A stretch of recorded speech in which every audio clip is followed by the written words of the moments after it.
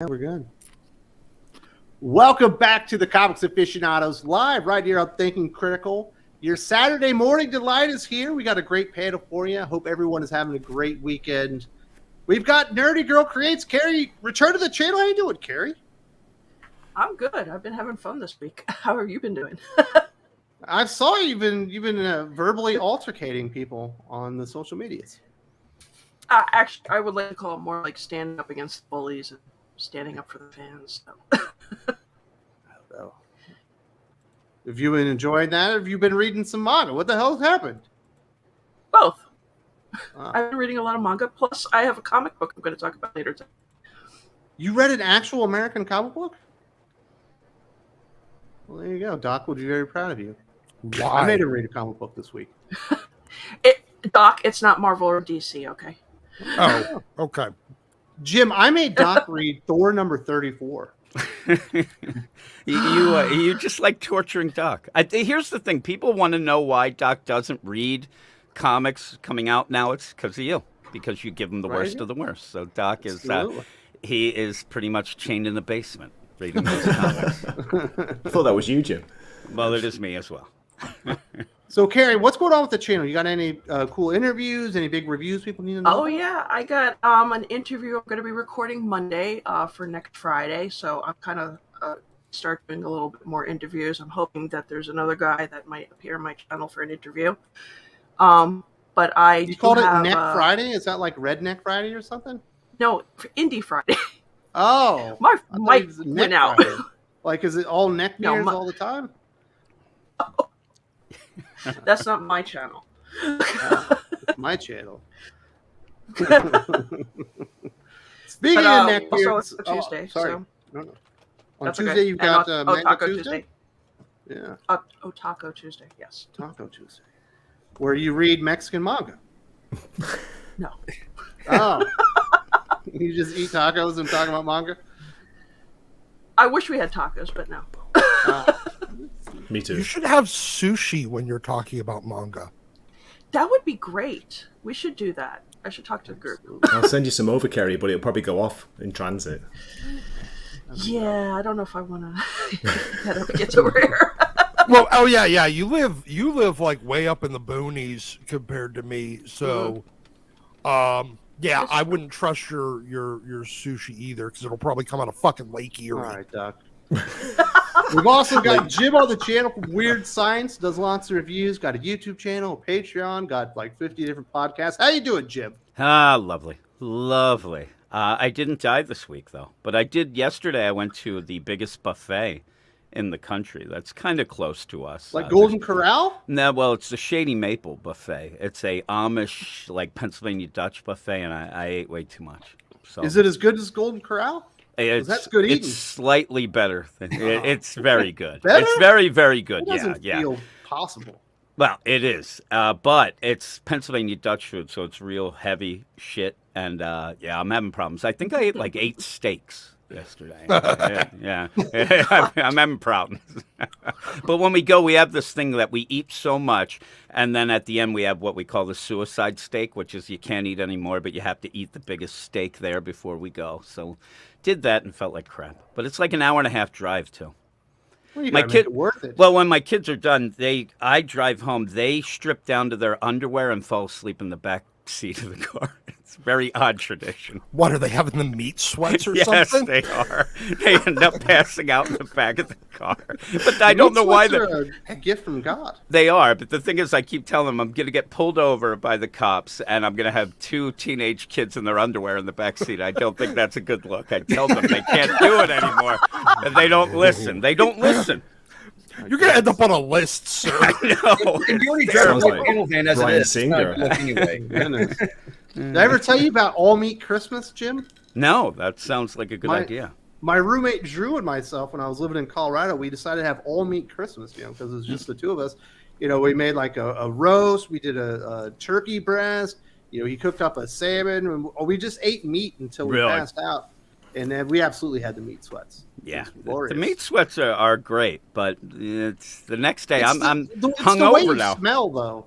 Yeah, it is bad. I was on. I have gone on the keto diet, the Atkins diet, and things like that. And at one point, I ate so many pork rinds that I ended up smelling. My wife said, "I can't. You smell like a pork rind." And I'm like, "Well, Absolutely. that's good." When I was in Korea, you know what they told me I smelled like? What? Old cheese, because apparently white people drink too much milk. Oh, that They're yeah. Koreans. Oh my god. Yes, that's what the Koreans told me. Although they smelled like kimchi, so it's like I'd rather smell like Yeah, really. than kimchi. It's true. It's true. I don't want to smell like kimchi. No. No, it's a rotten smell. I mean, I love kimchi; it tastes delicious, but it doesn't smell all that appetizing. We do have a couple of super chats here. Miss Maria, I will be facing the Memorial Day horde at work today at retail. Pray for me. Also, did you watch the Barbie trailer yet? Really fun. I did not watch the Barbie trailer. It's something that, shockingly, I'm not all that interested in. I don't actually have any girls. I just have boys. So maybe I'll check it out. But we are praying for you. Hopefully you have a good Memorial Day weekend at work. Everything goes well. And I hope everyone enjoys their Memorial Day, if they're not at work. Retail hell. Yeah. Callum Lyle says, to be clear, I wasn't making fun of Muslims last week. You hear stories of people lying to get ahead. In RJ's video about Amanat, she strikes me as someone who would lie or use it as a shield. I never thought you were making fun of Muslims, Callum. I thought you were making fun of Sana Amanat. I completely forgot. Yeah, I never thought that was a thing. But RJ does have a fantastic video on Sana Amanat. I think he has two of them, actually, out there. I really like RJ. He's got a great channel. Callum also says, which one is funny? She-Hulk allegedly nominated for 19 Emmys, or San Diego Comic-Con hosting a real-life Hellfire Gala, or Rings of Power actor needs therapy because of criticism? Yes. Wait, She-Hulk was nominated for 19 Emmys? Damn good show. Categories. That's almost as funny as that guy that used to work for Bleeding Cool making fun of the Eisners because there was no quality in him, even though he writes the worst comic books in the world. Doc, would you go to a real life Hellfire Gala? Only if it was announced the way that Neon did in his video on Clownfish, just lambasting the way it was put together. You legitimately could not pay me to go to the fucking real life in person Hellfire Gala. But it would be Because a good reason to go to Target, Doc. And get your outfit there. Yeah, Tough optional, you know what I'm saying? It is. I mean, look, we all know that it is really just the gala, not the gala. That's it, Doc. You pronounce it gala. In the UK, we call it the gala, the Hellfire Gala. Oh no! When it's the Hellfire, All right, it's Doc, the we got gala. it, Doc. Yeah, we get it. My goodness. Fire Island. Who they're having. Yeah. Man. Where's Josh when we need him? Come on, where's Josh? Josh actually had a loss in his family this weekend. He was not Yeah, able I'm sorry to hear that. He's Yeah, I'm out sorry for about that. So unfortunately, he wasn't able to make it today. So we won't have Josh for this. But I could see Jim being a tuck optional guy, going to Yes. the Target. You know yes. what I mean? Go to Target, get that. Well, yeah, I'll be there. I'll be at the Hellfire Gala. Jim's and still drinking so- Bud Light. You know what I mean?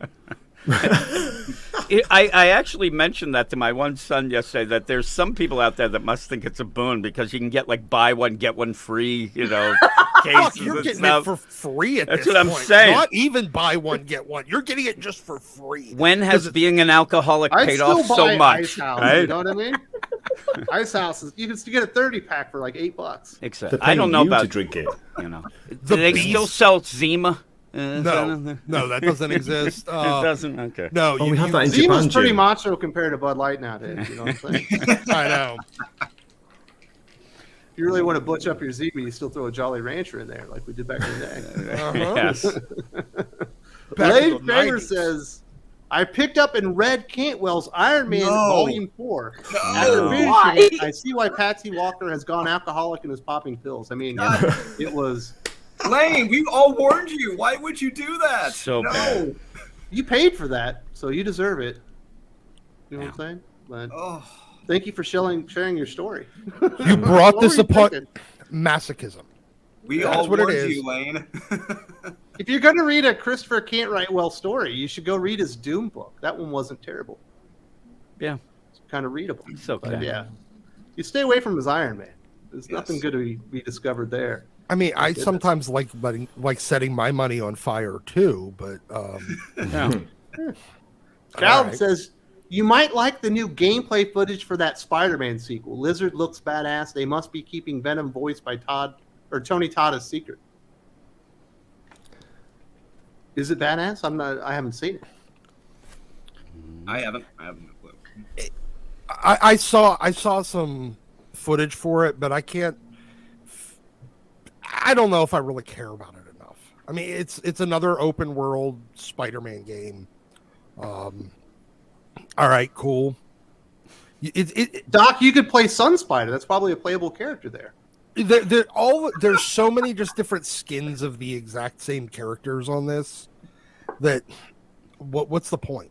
I mean, really, if you played the last Spider-Man game, all the only difference Doc, you could be a gay seamstress Spider-Man in the Spider-Man open world. I could also be Cripple Spider. I have no idea if I could play as that character too.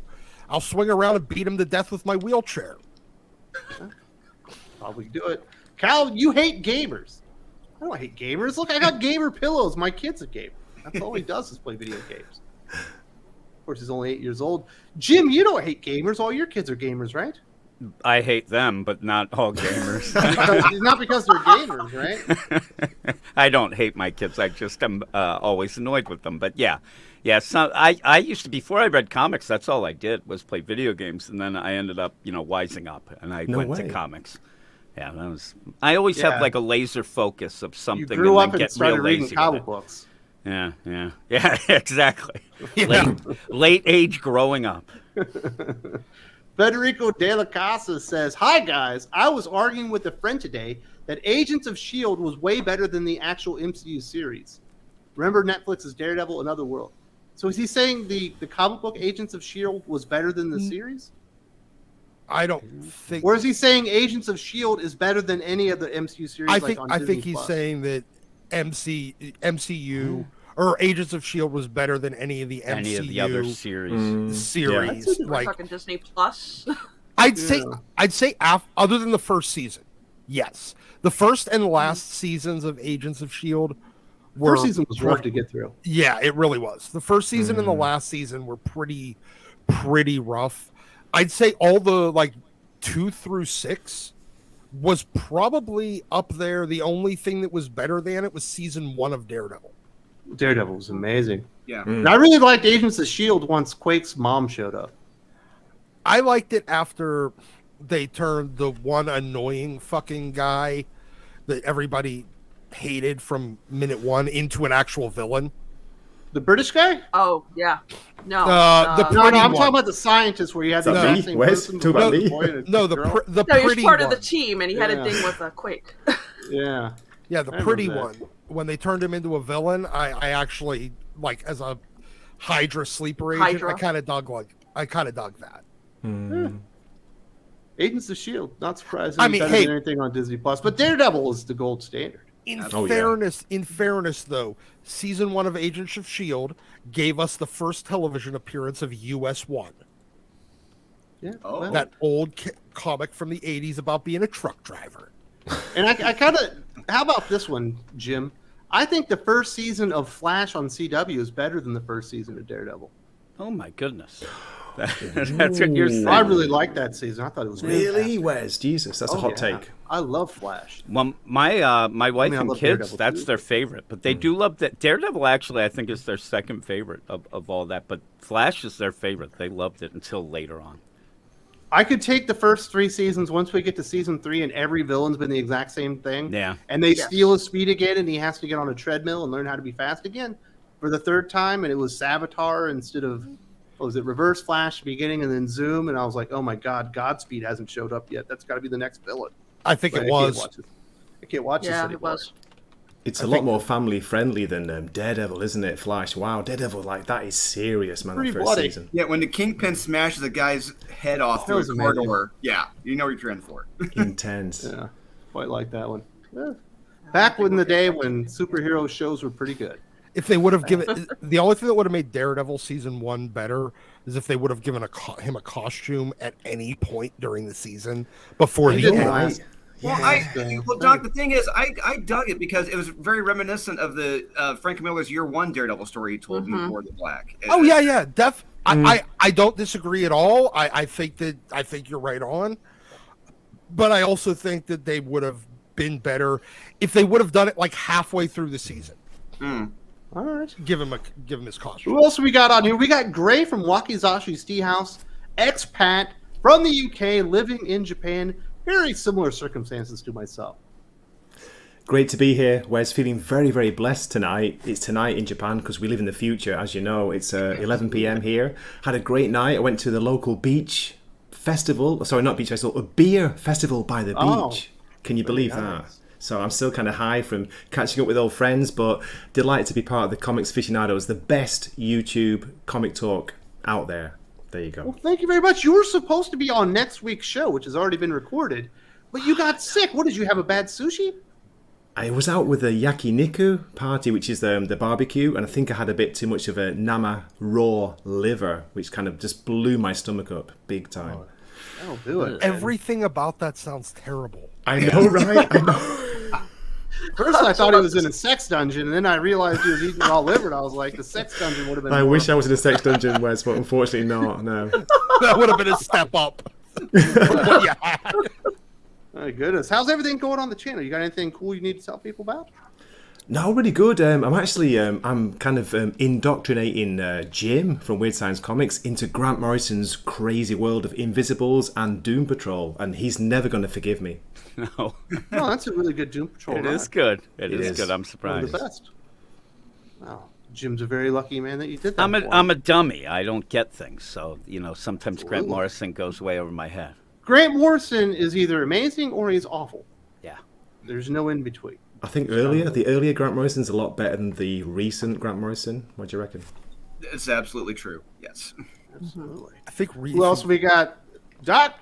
What? Silence. All right. We got Drew, aka Dolan, who's the big success on the channel today. You went over six figures this week. Yes, we did. Power Hour number 2 just crossed $111,000 about probably 30 minutes ago on Kickstarter. So I want to say thank you to everyone who's backed That's it. amazing. Man. 6 And days we're going to left. talk about the best comic books of the week later today, right? Yes, we are. Can't wait. That'll be a lot of fun. You got anything else going on? Did you eat any raw liver? Did you man up? No, I'm just Greg? getting ready for Memorial Day weekend. Kyle and I, we're going to have a big family cookout tomorrow. Watch the Indy 500, which is a big thing here in Indy. Greatest racing spectacle on the planet. I remember when that used to be a thing in my family, too. Yeah, it's huge here. Still is. People just cooking out, listening. Because it used to be, it'd be blacked out here locally. You couldn't watch it here in Indy. You had to listen to it on the radio. Or have like an out-of-state satellite signal. But now they put it on TV, on Peacock, so you can watch it. So, we're going to be doing that and hanging out, drinking, cooking out. A good time. Well, very nice. Well, congratulations on all that, and hopefully a lot of people from the channel supported you on that. It's only going to get bigger because you're not done yet. Not even close. I still got 6 or 7 more projects I'm working on. Very good. And then last but not least, I've already made Doc's day miserable.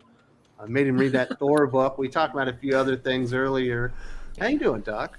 Like usual, I am better than the comic book industry, which is not that hard to achieve. It's a very low bar. Absolutely. That's when we're going to talk about some bad stuff and a little bit of good stuff. We do have some super chats here. Caleb says, even if you don't play, I do recommend just watching the gameplay footage. You might enjoy it. Talking about the Spider-Man game.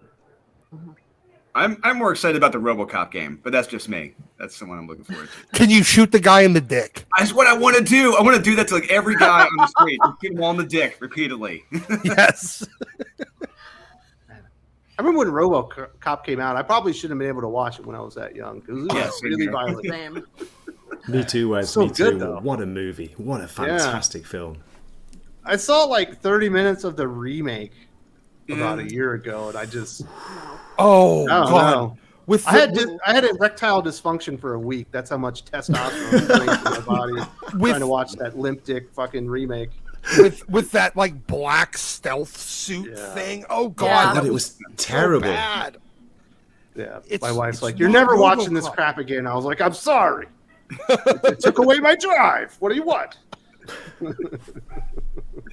I didn't feel like a man anymore. My goodness, that movie sucked. Wade Kramer, Oh yeah, bleep Marvel for the foil cover scam. Don't worry, we're going to get to that very soon, sir. It's going to be our first topic. Ideator.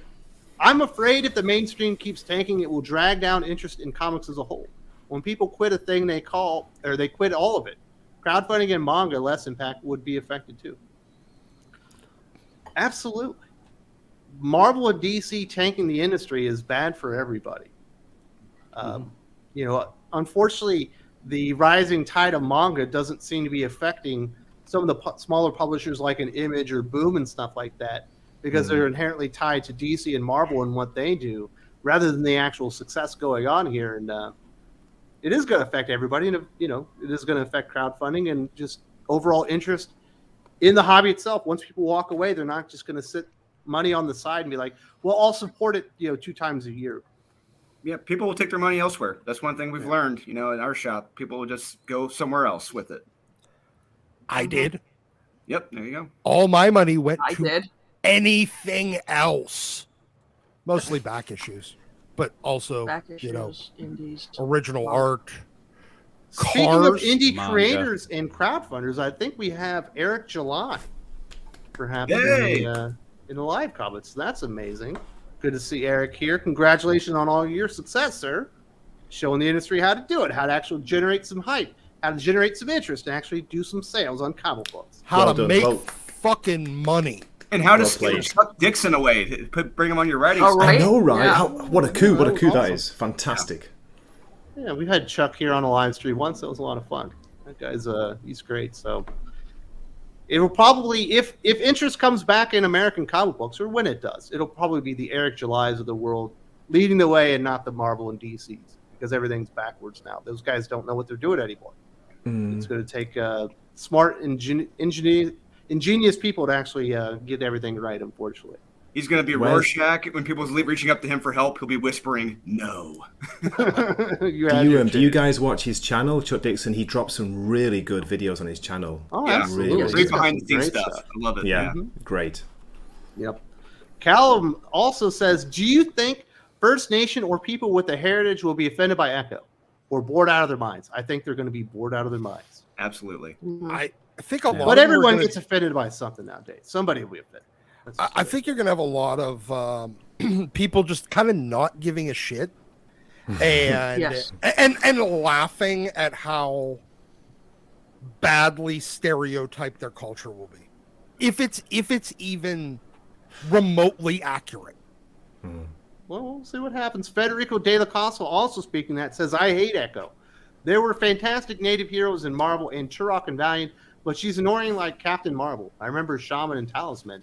Man, I remember Forge. What a great character that one is. But, I think Echo could probably work. The really bad thing about the show is I think they found the wrong actors. And I understand they wanted someone that was Native American and also deaf. But she has no charisma. Like, there's no it factor Right. there. She is a charisma black hole. Yeah. Sadly, it's true, Wes. Yeah. Yeah, When unfortunately. when you watch that Hawkeye series, like, she stands out for being bad. And I think part of that is due to, I mean, sadly, to her disability. Like there's not a lot of like the expression. She's very blank all the And that's time, the like her problem when face. when you're the lead character of when you're going to be the lead character of your show, you need to be charismatic, and there is no charisma at all from that character. She is devoid of it. I mean, Yeah. she could. Well, yeah. So we'll see what happens. I don't see much good things happening for Echo. Obviously, we'll get that one later. And I do want to say thank you to everyone for supporting the channel. Really appreciate that. Well, let's get into this big first take here. Marvel once again are screwing over retailers. We'll throw it to you first, Drew, since you actually work for Comics Elite. Yeah. So what they've decided to do is price their foil variant covers for Ultimate Invasion, the Hulk 181 reprint, and all that stuff. They're selling it to comic book shops for the exact same price as the cover price. So every comic book shop that sells it at cover price is going to lose money on the very first moment, or they have to up it over the cover price and actually make their customers mad when they're selling it for more than they think it is supposed to be. This is one of the dirtiest things I've seen Marvel do.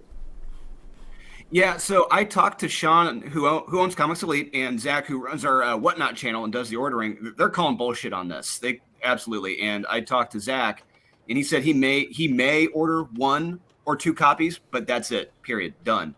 But Sean, he talks with other retailers about this. So there are Facebook chat groups for the retailers. They talk in secret, and he's already said there are at least 2 shops who are going to be ordering big on these. There are 2 who will be ordering a lot, and Sean's not one of them. We're not going to be one of them.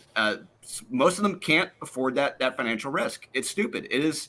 You will be losing money on this. But Sean actually said to me, he said, it's crap like this that makes him glad he's done doing stuff with Marvel anymore. So yeah, a lot of people are pissed, but some are going to go along with it, in a big way. But we're not. I think Sean's on to something there, and I think I know why. I can tell you why the other retailers are doing it, why they're going to order big, because they don't feel like it's. They think everyone else is going to not, and they could just corner the market on the completist and the collector. They'll corner the market on the completist, and then they will sell them at a wildly marked up price. Absolutely, 100%.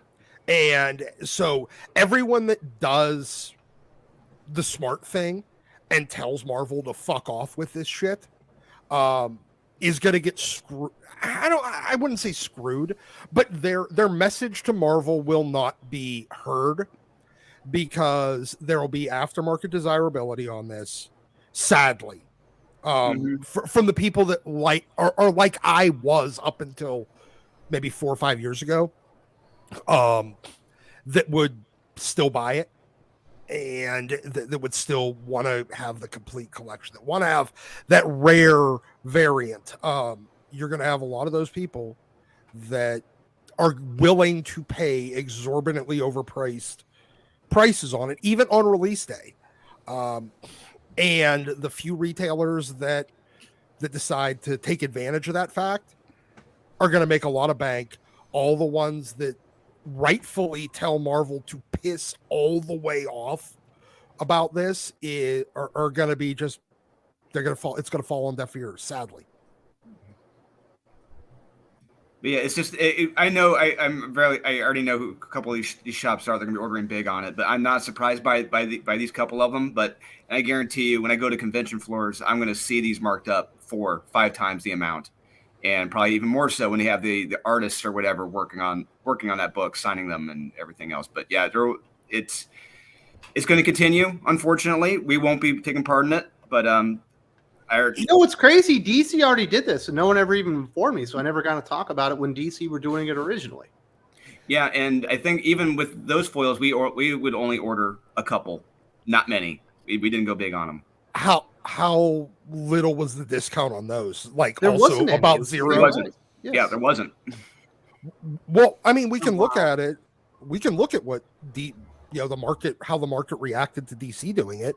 And you can get a pretty good template, except for you just have to amp it up, because there's more collectors of Marvel books than there are of DC. Yeah.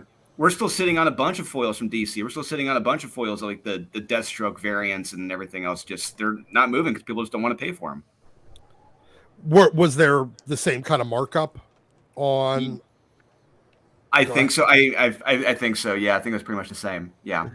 Okay. All right, so Doc, Marvel's done a lot of pretty gross things to retailers over the years. Yeah. In the pantheon of what Marvel has done to absolutely screw over retailers, where does this go? To where they're basically making them lose money to sell the comic books, or to raise it above cover price just to cover their overhead? I'd say this is maybe about 4th or 5th down from the worst. It can't be as bad as replacing all the heroes that people knew in the MCU with fake heroes. Yeah, that is right up there. 1 in 1,000, 1 in 5,000. I think the Dark Knight 3, 1 in 5,000 Jim Lee sketch variants were way up there. Those were pretty fucking heinous. The Batman spawns are just as bad. The markup on those. Okay. Yeah. But now with this one, I feel like they could have.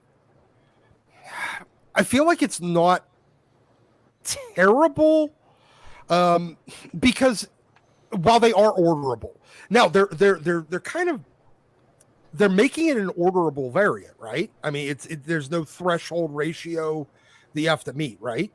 Yeah, as far as I know, I can't log into Lunar right now. But as far as I know, yeah, it's not an incentive variant or anything Okay. like that. It's just a variant. All right, so they're not forcing retailers to buy a shit ton of extra copies of an A or a B cover that aren't going to move just in order to meet a threshold or get a certain number of this copy. It is orderable, but they're putting retailers in the position where they have to treat it with the first day markup the same way they would a 1 in 50, 1 in 100, it's one thing when the customers understand, hey, it's 1 in 100. It's more rare. They did have to buy all these other comics that might not sell. And if I really want that one, I'm going to have to pay a surplus. I'm going to have to basically pay a luxury tax to get this book. But when the readers and the customers understand that it's an orderable book too, it makes it harder for them to stomach the necessary markup that is going to happen.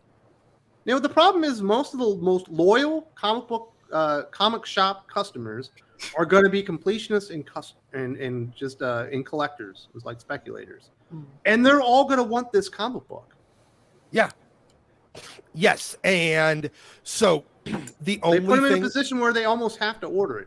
Yeah, exactly. It's the same way that the whale customers on high ratio variants were.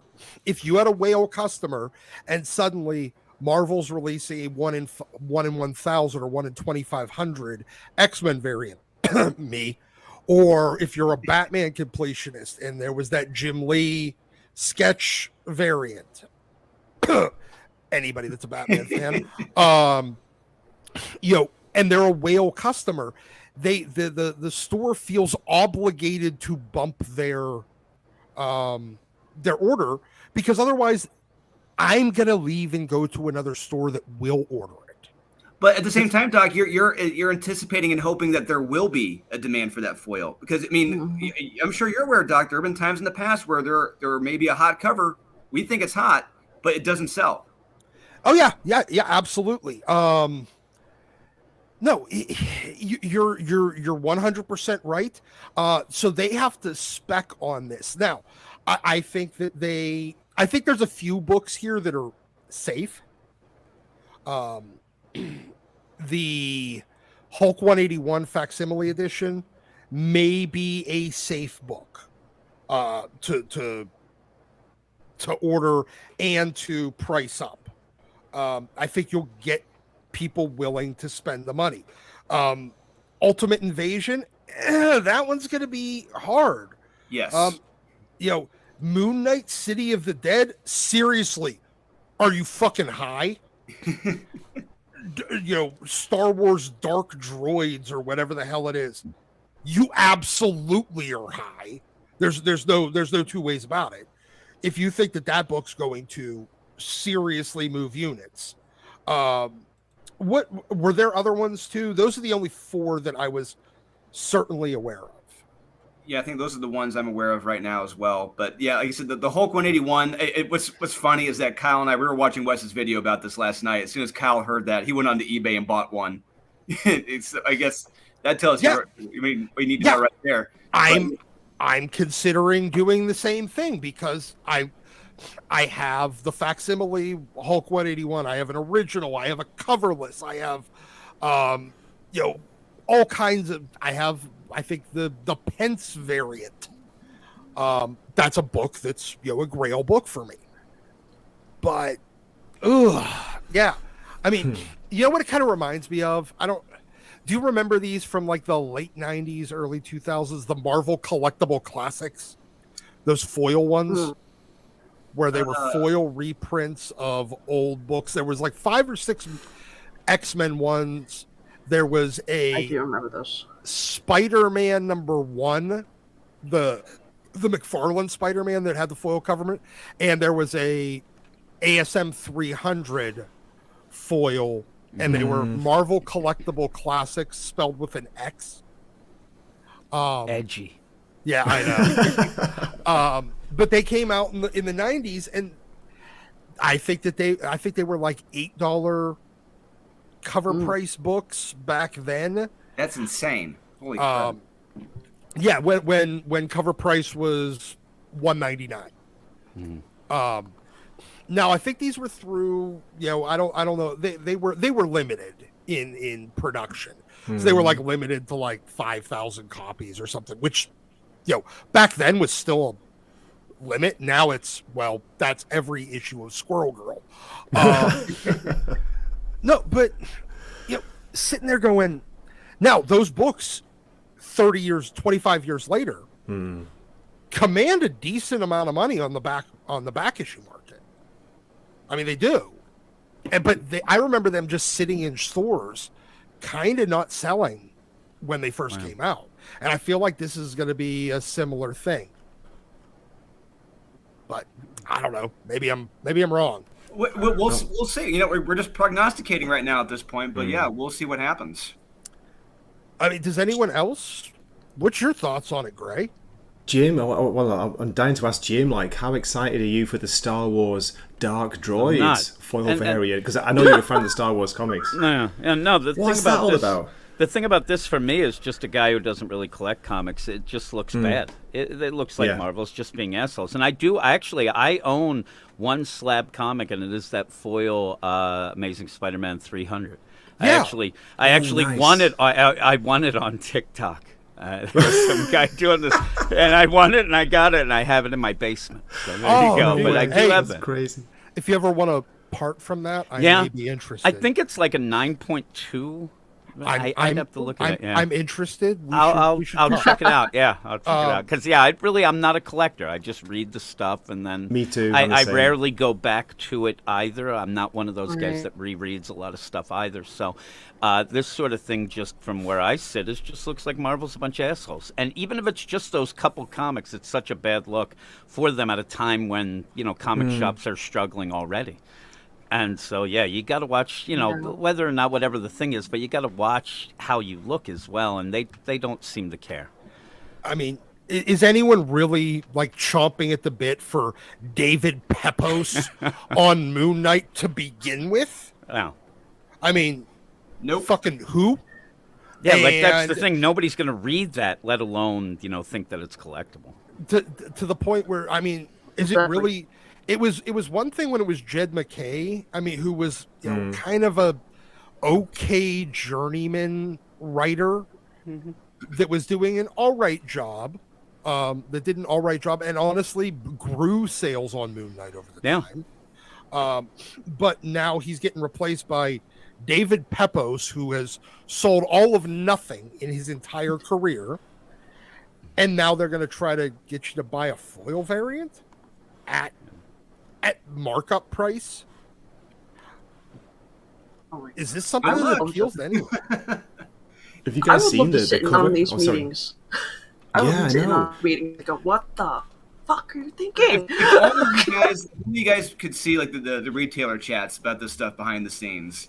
Just it's amazing just how many people be like they think it's cool, how many hate it. It's just just the polar opposites, and just how many are just anxious to jump in on this. What's the reaction been like, Drew? Is it very mixed, or is it like, what are you doing, Marvel? It's it's more of like probably a 70-30. Most don't like it, some do. Okay. Yeah. It's freaking David Gabriel. Dude ruins everything. Is there anything he can't do? Yeah. I mean, I think retailers and customers will be okay if they got to pay a bit of a markup on a Hulk 181 facsimile edition. I do. Now, do I think that it should be still... I feel like Marvel fucked retailers here. If they want to charge the retailer basically cover price... Just change the cover price. Change the fucking cover price. Yes, Yeah. so you're not making them the bad guy. Yeah, Right, exactly. that's what happens. Yeah, people don't know what's going on behind the scenes. They just get there and say, "What the? What are you charging me for?" Yeah. If it was... I mean, look, customers have issues paying above cover price on release day. I get that. Yeah. They're less. They dislike it less when it's a ratio variant, and the higher the ratio, the higher the price. They become more okay with it. But when it's an order, when the readers know that it's an orderable variant, it was like when they were doing the lenticulars. Oh, If they started, if they charged the store cover price for that, which they didn't.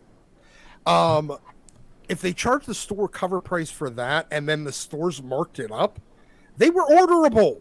You just had to meet a total number like comics ordered threshold.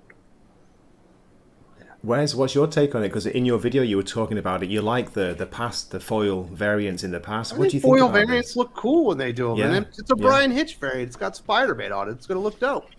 But it is Ultimate Invasion really a thing that a lot of people are maybe that's that's just it, Doc. It's going to be a gamble with that. We don't know. What is the interest in the Ultimate Universe returning with Jonathan Hickman? Potentially, it's high.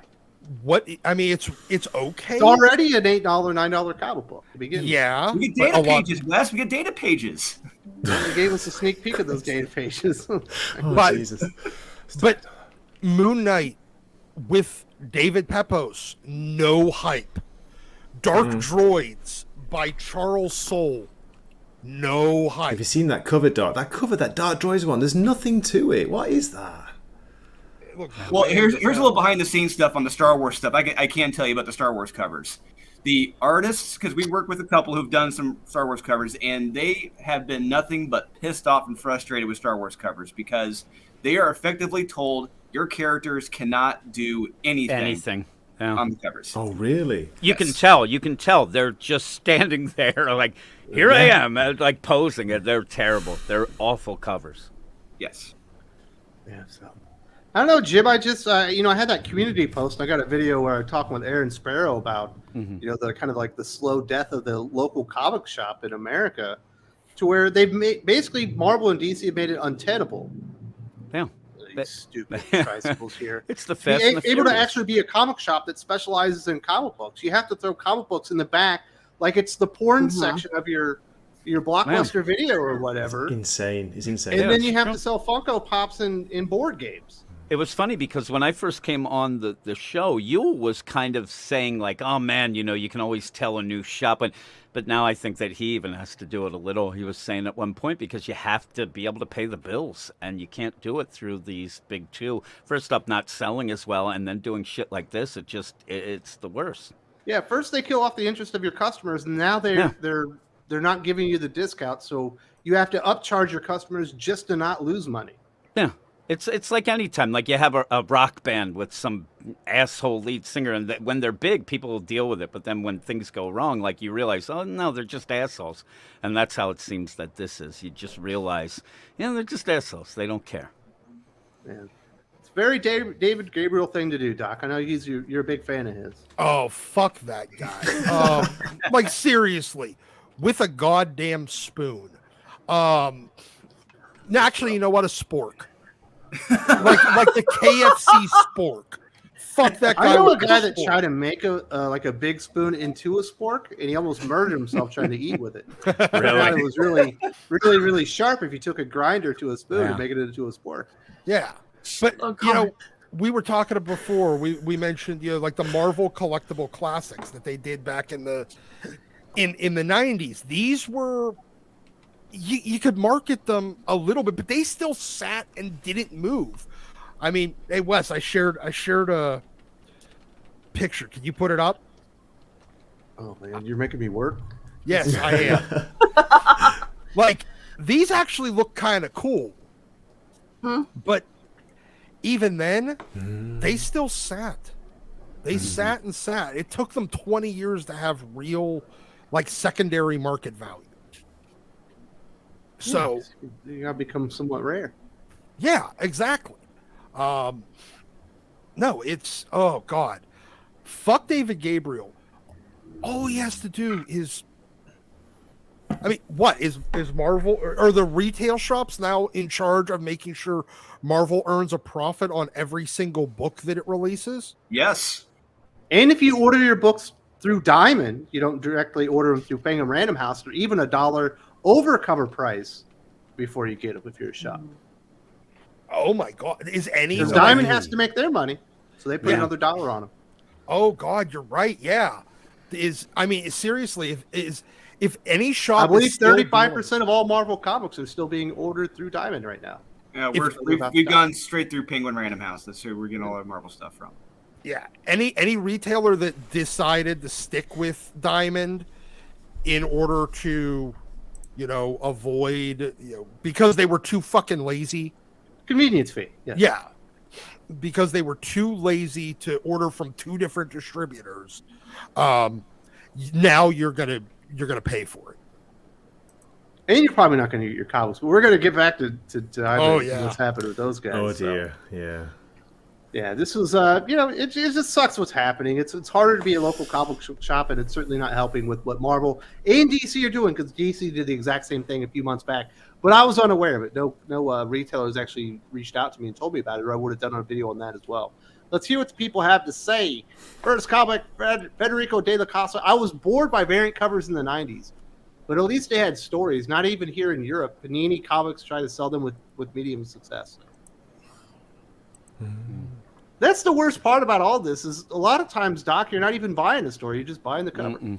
No, you are. You're buying the cover. You're buying what's essentially a 8.5 by 11 pinup, or a 7 by 11 pinup, instead of buying a 11 by 17 pinup.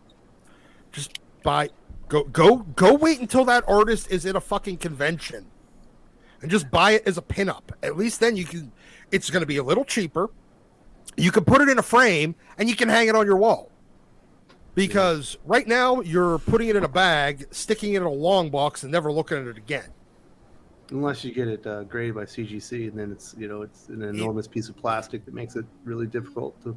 Even then, you put it into a CGC graded box and never look at it again. Goodness, you have a CGC graded box, don't you, Doc? I have 2, plus I Oh, have God. all my other graded books on the wall. Oh, what you like? You need to donate those all to Yule Carter and let him break them. Yes.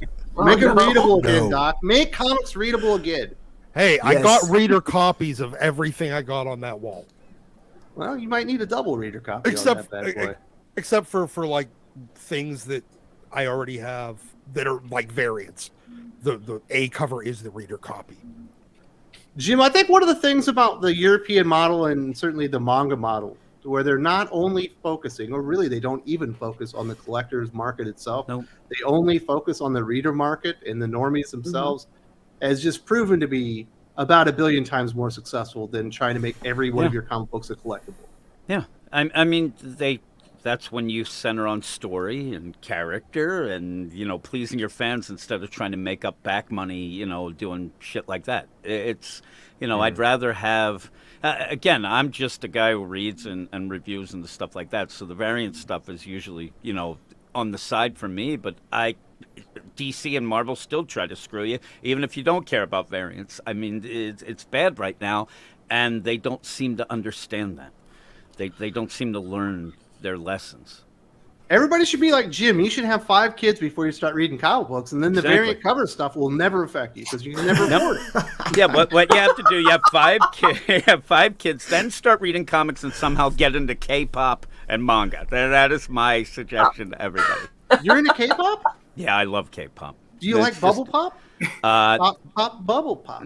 I don't love bubble pop, but I am a huge. I love a great Blackpink, video. but now I love New Jeans is my band. So there you go. Blackpink. What in the Wow. fuck are you talking You'll about? never know what I'm talking about, Doc. Thank God for you. But well. I You gotta check out the videos. You gotta check it out.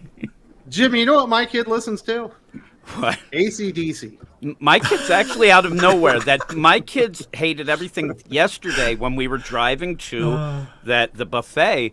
They actually asked to listen to Guns N' Roses. And we listened to Guns N' Roses Thank goodness the whole way. that you didn't ruin them with their music. God. Well, that was yeah, exactly. They Unless it's don't like listen. the to me. fake Guns N' Roses that came out like 10 years ago. No, it's not the Gotta Chinese be, democracy Use Your nonsense. Illusion or Yeah. Sweet Appetite. Or, Yep, we were listening to all of that, so we were having some fun. So, Even the spaghetti incident. yeah, I'll even Guns N' listen to that. Roses was better than Chinese democracy. Oh my Yeah, god. that Chinese democracy sucked. It Jim, was like a Jim I never Lee would have thought art. you It were a took K-pop forever. guy, though. It's Yeah, like you're freaking me out here. I don't discuss it much because I know I'm going to get laughed at. But everybody in my house hates it. They yell at me, and I'm just sitting there listening. It's not really aimed at like 50-year-old men. No, it is not. It's not. Wait a minute. Is Have you seen the singers? Have you seen them? Wes? Come on, Yeah, man. but, you know. Oh, I run into the bedroom and start yelling to my wife. You'll never guess what Rosé say. Like nobody listens to me. They hate me, but hey, I just do what I do. Well, you live your own truth there, Jim. I do. That's all I can do. say. Strong. Caleb wants to know, how does Wonder Woman end, Jim? How does Wonder Woman, as it's coming up? Well, the Kloonrads is going to end with King. just The a Milk War, right? nothing. Yeah, just nothing. That, and then Tom King's just going to start it up. So That's how it ends. does it ever end? Nope. The struggle continues. He also wants to know, Drew, if you like Greek mythos, there's a show called Blood of Zeus. You might like it. It's the same people that did Castlevania. Oh yeah. So is it Warren Ellis? So I haven't watched Castlevania, but I played the video game back in the day. But I'll look into that. Yeah, I do enjoy Greek myths. So Did you play it on Super Nintendo or Nintendo? I played on both. I played originally on Nintendo, then when Super Nintendo came out, I played on Super Nintendo as well. Super Nintendo seems too old for you. Did your older brother or your dad like keep a NES system around? No, I grew up with the Nintendo. It's the first system we had in the house. First system we had was Nintendo. Really? Yeah, You're only like yeah. 35. I thought you were young, I'm Drew. I'm 40. I'm almost 40, man. Well, I'm sorry. I thought you were 35. You're a little bit older than I thought. Me and Drew are going to go into K-pop together. You, Really? you, me, and Perch can do a show on it. There we go. Yeah. Remember when they had Sega Genesis and Super NES, and Sega Genesis was just Oh. like a billion times better? Absolutely, yeah. And you had the handheld consoles too. You had Game Boy, you had Game Gear. It was crazy. Game Gear was also better. Yeah. Initially, at least. Initially, yeah. I just remember the batteries going down way. Game Boy too fast. Advance got way better, though. Like, that was good. Yeah. What about the Atari? The Atari Lynx. Remember that? That Ooh, died. Atari Lynx blue, but the original Atari is pretty amazing. Yeah. When you got Pong and all that good stuff. You could get like 100 games on one cartridge on that bad boy. Man. What was the other good one? There was a TurboGrafx 16 that never got popular, but that was a really good console too. I It had remember there was Pong. a console. I think it was the Lynx. It had it's called Jaguar. It had the Alien vs Predator video game you could play for it. Yeah, Yeah. exactly what that is. Very nice. Exploded Pretty. When DC and Marvel put out lenticular covers, did they discount for retailers? That was I before think my so. channel. Lenticulars were dying when I started my channel. They didn't do too many of the last ones I really remember were the ones like the generations that Marvel did, like right after Generations. That's going back to like 2017, 2018. I think they did a discount on them. I remember going into the enormous shop in San Antonio, Heroes and Fantasies, and they must have had, I don't know, 50 covers of every single like Legacy or Generations book with lenticular covers on the bookends of every one of their things, and they never sold any of them. I think Sean went back in the day. Sean had ordered maybe 10 copies of each one, and he sold maybe half of them. But just because one thing I remember, the lenticulars, a lot of them just didn't work. They didn't look good. Yeah. Yeah, they didn't. You didn't like when you twisted them. You didn't see the right thing. Yeah. Decent concept. We got Nolan nerd. Who dat? Man, your hair grew out, sir. Very nice. Whoa. Wow. We've got a new quarterback there in New Orleans, so good to see you here. Hope everything is going well. Caleb Lyle says the show takes inspiration from Jason and the Argonauts in Clash of the Titans. I think you'll be impressed with the designs for the Giants and Gods. Great. I love Jason and the Argonauts, and I love Clash of the Titans. So there we go. You like the new Clash of the Titans, don't you? I love the old Clash of the Titans. I like the one with the owl and Yes. the, Original. claymation Yeah. Original. stop motion. Burgess Meredith, Archie. Yeah. Comedians. Harry Hamlin. That new one sucked with that guy they thought was going to be a big movie star that was in Avatar. Next thing you know, he's in like Terminator and everything. Yeah, what happened to him? Yeah. He had no He's been charisma. He locked was down by really James boring. Cameron for 10 years doing the Avatar films. He's going out with the actress from Echo, I think, right now. No charisma. Oh yeah. I will The most say he boring was. baby in the world. I will say the one thing I did enjoy that guy on. He did it was a series on Netflix about the Ted Kaczynski, the Unabomber. It was like it was a mini series they did. He was pretty good on it. Unabomber. I haven't heard that name in a while. Wow. So Mm. there you go. You got to put that one in the to-do list, Drew. I think you're There we gonna go. like it. Awesome. All right, let's get to this big DC crossover that's coming up. We're getting Batman, Catwoman, the Gotham War, and this is really original stuff, Jim. Finally, yeah. someone's going to go to war over Gotham City. I and can't this time it's believe gonna be Catwoman instead of Joker or Bane. Yeah. I don't know who's the worst hero ever, but Batman might be. I mean, he loses Gotham constantly, and the funny thing is, it used to be the idea of every writer has to kill Batman. Grant Morrison ended up saying that. Now it's every writer has to make Batman lose the city 7 times in a year, because really, I mean, it has happened every single year. At pretty much rebirth from there, even starting with the War of Jokes and Riddles with Tom King, lost the deal. Then you had City of Bane, still Tom King, lost the city. Then you end up Joker War, lost the city. Failsafe, lost the city. And now at this point you also have, like in the Detective Comics, the Orgums are taking over that. Now that's a slow burn, probably will take about 6 years, but it is still the deal. Future State, he lost the city. And that's the thing. Even when you say, luckily in the future, Magistrate takes over the city there, and now Batman and Catwoman are waging war, and it's nonsense. I mean, the whole deal with, getting a wall and just not letting it, just burn down Gotham, just do it. And also, I love the idea that through all of this, most of it, that Mayor Nakano has been running Gotham. Like, who's electing this guy? Like, what is his platform? He's that still guy the needs book. to go. Yeah, he's still kind of hanging out. So, it's ridiculous. Great original It's- character from Mariko Tamaki. Yeah, really, that tower. And Not a every time they self-insert, mention that tower, Richard. I want to jump off a tower. But yeah, the Ideas whole in the play, history of though, the world. is when they do this, they have to realize that when they're writing up solicits or this thing, when they say this will change everything, that everybody's laughing at them because it doesn't change everything. And then you have an event with Chip Zdarsky, okay, Teenie Howard. Teenie Howard. Seriously, and then Matthew Rosenberg is the third wheel there, and How did that it's not happen? good. Seriously. Teenie Howard, and that Catwoman book is awful. It is. God, It it's so doesn't bad. make sense. If people aren't reading that, you should have Doc read some of this. At one point, I had to read an issue. I'm not. okay, sure well, Catwoman's in jail, and the main thing is that she needs to get street-flavored ramen, so she gets it delivered by her cat that pushes it through vents and out a deal into solitary confinement. That's one of the major That's points the most of that Kenny story. Generic generic Stephanie It's just- Yeah. lines I've ever heard in my life. Insane. Oh, Bizarre. and then She's in jail, but she needs her ramen. He a needs ramen. ramen. It's Come on, adult guys. daycare. Come on. It's an Yeah. adult daycare. That's what it is. yeah, Treat it like smokes in Gotham. yeah. So her cat's gonna deliver it to her. Yep, through the vents. Then they found the cat, and oh my God, they might have killed Duchess.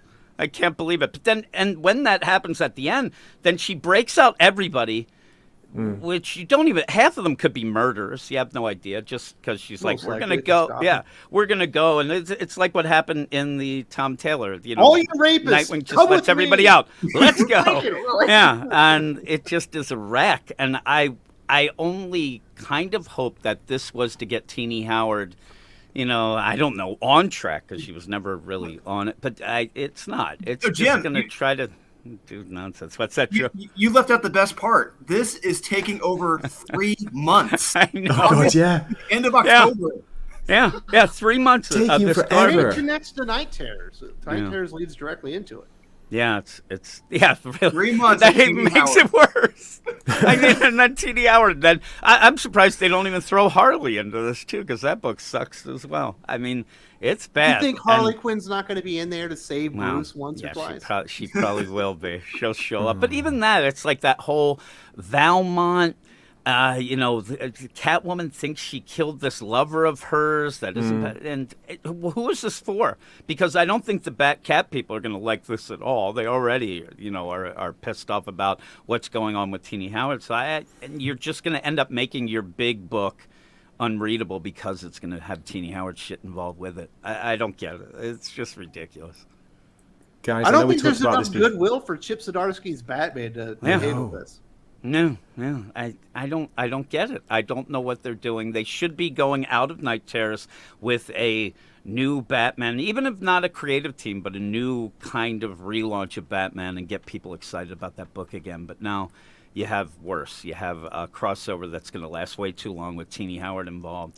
Wes, can I ask a question at this point? Can I just ask? I know we've talked about this before, but seriously, how does Teenie Howard keep getting work? Come on. Yeah. Apparently, she's easy to work with. She Yeah. meets deadlines. She meets deadlines. Okay, that's it. Very low standards.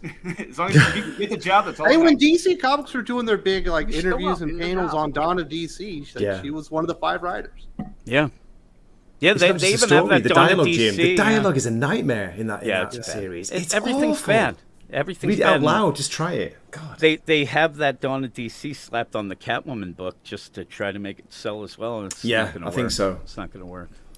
So she's writing Harley Quinn. So she just had that one story, Jim, with Batman in it, where worst. she's like, "I need you to sit down and talk to me. I gotta kill something I love." And Batman's just like eating a fucking donut with her. Yeah, eating food as always, just sitting there. And the best is, it's like, here's a donut. Batman's like, no, I have a big regimen of. Give me the donut. He's just eating it with And her. he's getting 9 out of 10 on CBR. I don't know, Comic Book Roundup. He's getting like 8s and 9s out of 10. Yeah. Come on. Fucking Gabe, man. It's like No, I it's know. not. It's not. used to be the toughest critic out there. Then Stephanie Gabe's Phillips Predator. Come challenged on. him, but now he's calling all the Yep, crap Gabe good. strikes again. Yeah, I'm telling you, he's like the last Batgirls. He's giving good reviews for him. What are you doing, Gabe? Seriously, yeah, that shit sucks. But yeah. He's like a rogue. What do they call him? A loose cannon. Loose cannon Yes. He has all the same taste as Jimmy, and I love Jimmy, but Like he he's has undercover terrible Jimmy. taste. Yes, I feel like they switched brains or something. No. Gabe's always there for the Oh, swerve. boy. You think you got him, and then you're like, okay, he's gonna hate this, and then he loves it. I don't get it. We shall see what happens. There's some interesting stuff in there, Drew. Doc and I've already talked about this. I don't want to get into too many of my thoughts on this. Where apparently, according to Teenie Howard, Catwoman is the world's greatest criminal. Yeah. Of course. How could she not be? Of course she is.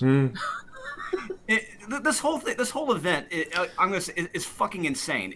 3 whole months of this. And I'm picturing this being 6 issues max, but DC feels the readers just need to suffer. We all need to suffer because they got to suffer with Teenie Howard. It's going to be drawn out to over 20 plus issues. This is a lot of DC. This is a lot that they're expecting stores and customers to be buying into. It's 20 plus insane. issues? I thought it was only 8. It's, Probably it's, 9.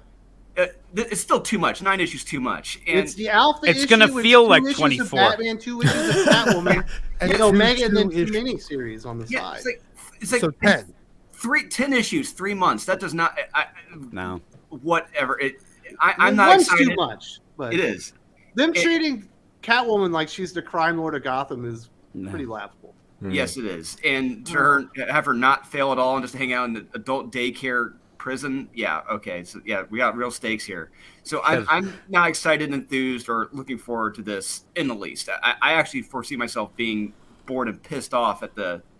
At least you got a dialogue ramen with heist writers. out of it. You know what I mean? You know, that's a little nugget of corn in the pile of shit. That's just. I'm telling you, we're going to get to the point where that Duchess, that cat, is actually going to be the spirit of Valmont, and I'm going to lose my mind because she's awful. But the thing is, with all this, they don't understand who reads what or who likes what. But also, it just shows they keep doing this thing with Gotham, and with losing Gotham, it's because you keep getting these writers in that don't really follow what happened before them and don't really get the whole lay of the land, and the editors, so they just keep repeating the same stories, just worse and worse. It seems like it's like getting worse as it goes on, though. You know what I just figured out? the reason why Tinny is here is because somebody made a mistake. They saw Catwoman as the title, and they thought it was just Cat Lady. It's Cat Lady Comics. Yeah, it's Cat Lady Comics. Well, so if they actually succeed in doing this, and this actually is a big hit, then indeed, Catwoman is the world's best criminal, because this is just, they're ripping off everybody. It's bad. And Batman's going to continue to let her go. Yeah, oh, Batman will just be crying in the corner. Yep. while he's watching the Joker, he's going to be in the cuck chair. That's what happens. And, you know, the thing is, Tinny is just bad. I mean, look, like they're like, hey, let's find the most quintessential cat lady in comics to write Cat Lady the comic. Wait, it's Catwoman? No, Cat Lady, right? It's bad. And then they just have her. Cat Ladies would be a pretty good title for DC. And we everybody here has read a ton of comics, and there are times when things are bad, but at least they kind of are a little fun, or you can have some fun with it. But even I can't even have fun making fun of half of the TV stuff. It's that bad. I mean, you end up reading stuff and you're just perplexed at what is actually going on the page, that it's just that bad. It's so bad. Hopefully it brings Carrie back for some Batman and Catwoman. You in? No, I dropped it after the whole Batman falling from space. Yeah. You dropped it at the right time, because that was kind of like the last that's issue that had something okay in it, I guess. And Wes, you're right. When you look at the lay of the land here, you end up where a lot of people are losing faith in Batman. You know, not really loving Chip Zdarsky. Then you shut down everything for 2 months for Night Terrors with a K. And then you come back with this. I mean, it really is like, are they just trying to destroy, their main book? Come on, Jim. You can't wait for Night Terrors with a K. Yeah, you can't wait for it. We'll see. And nobody's excited about that. I mean, they have some things going on here that are actually getting some people back with some of these Dawn of DC books. And then I think they just don't want to succeed. They're worried about what that means or something. And they're just throwing all of these roadblocks in that just seem like jumping off points, not jumping on points. The staggered release date thing is a big problem, isn't it? Like staggering the releases. It's so weird that they're doing that. Yeah. And this seems like something that was like come up with later, because it wasn't in, if I'm sure, it wasn't in the August solicits, and then they shoved this one shot that starts us off at the end of August into the solicits. Like, oh my God, we have this great idea, but not very great. My question is, why does this launch out of the middle of the other event? Like, it launches out of issue 2 of Night Terrors. What the fuck is up with the rest of it? Batman's having a dream about Catwoman taking over Gotham. Yeah. It's a premonition? I don't know. He's sad about Catwoman nailing some other guy, is what, his whole deal is. And I just... Yeah. It was a bad breakup. Really, he should just be proud of her for being herself. Yeah. Good for her.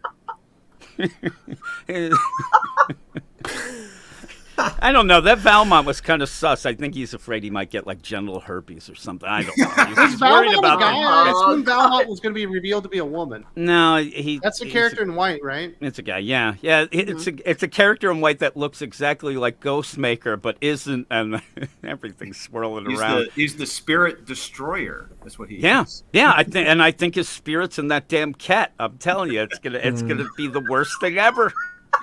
So how the hell is a cat delivering ramen? I mean, seriously. Where's the like article? Back in the 80s of WWF, where all the wrestlers had like a animal they brought with them. It's like Coco Beware. They're spirit animals. I'd like Coco Beware. Roberts got Davian. The British Bulldogs show up with Matilda. That's me, the British Bulldog, Wes. But the article you shared with us, the CBR.com article on Batman Catwoman, if you read some of the quotes from Chip Zdarsky, it's just bizarre. He starts off okay. He's like, okay, from the moment that he should never be interviewed. No, he shouldn't. He's a nightmare. He just does shtick. Yeah. He says like the Gotham War is, this is it, Gotham War, this is it, here we go. Relationships explode, relationships are formed, and it all leads to massive changes. What does that even mean? Nothing. Gibberish. Yeah. Bizarre. Just bizarre. Once again, please just deport him.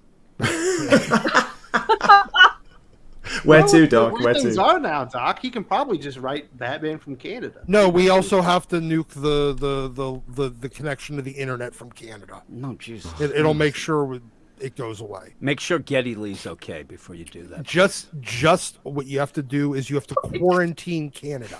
What do you think, Jim? Is this going to be better than the last Batman Catwoman book we got? You mean the Batman Catwoman, the Tom King Yeah. continuation? It might be. Actually, I don't. The thing is, I was looking forward to that Batman Catwoman by Tom King just to see how it wouldn't end. But when I read it, it just, if you're a Selena Kyle fan, it was completely like. I liked it how was he a took it bad out deal. on a female hero this time. Yeah, That would have made really. the biggest piece of crap in the Makes world. a change. And just to point out, in that series, we did have a kid die, a little older, but a kid die in the first issue again, like Tom King likes to do. But the whole play of this, I think it'll be worse. I think it'll be worse this'll just be because worse. Titty Howard, she's a worse writer Yeah. than Tom King. I mean, Tom King on his worst day is unbearable, and that's better than Titty Howard. Oh, yeah, good, yeah. and that's the weird. Tom King really likes to destroy characters, which will get you angry. But at least he can write Teenie Howard, I really don't know what she's doing. And the art was awesome. The art was great Yeah, on the original yeah, one, yeah. wasn't it? The story was crap, but the art was And good. that's the problem. The Catwoman book, the art's decent. It's Yeah, good. Nico it Leone, is. I like his art. And then when you get to the writing, it just doesn't make any damn sense. And how can you have anybody writing that bad involved? It's just we that saw what deep, happens. Dan. Her writing is just that deep. Yeah.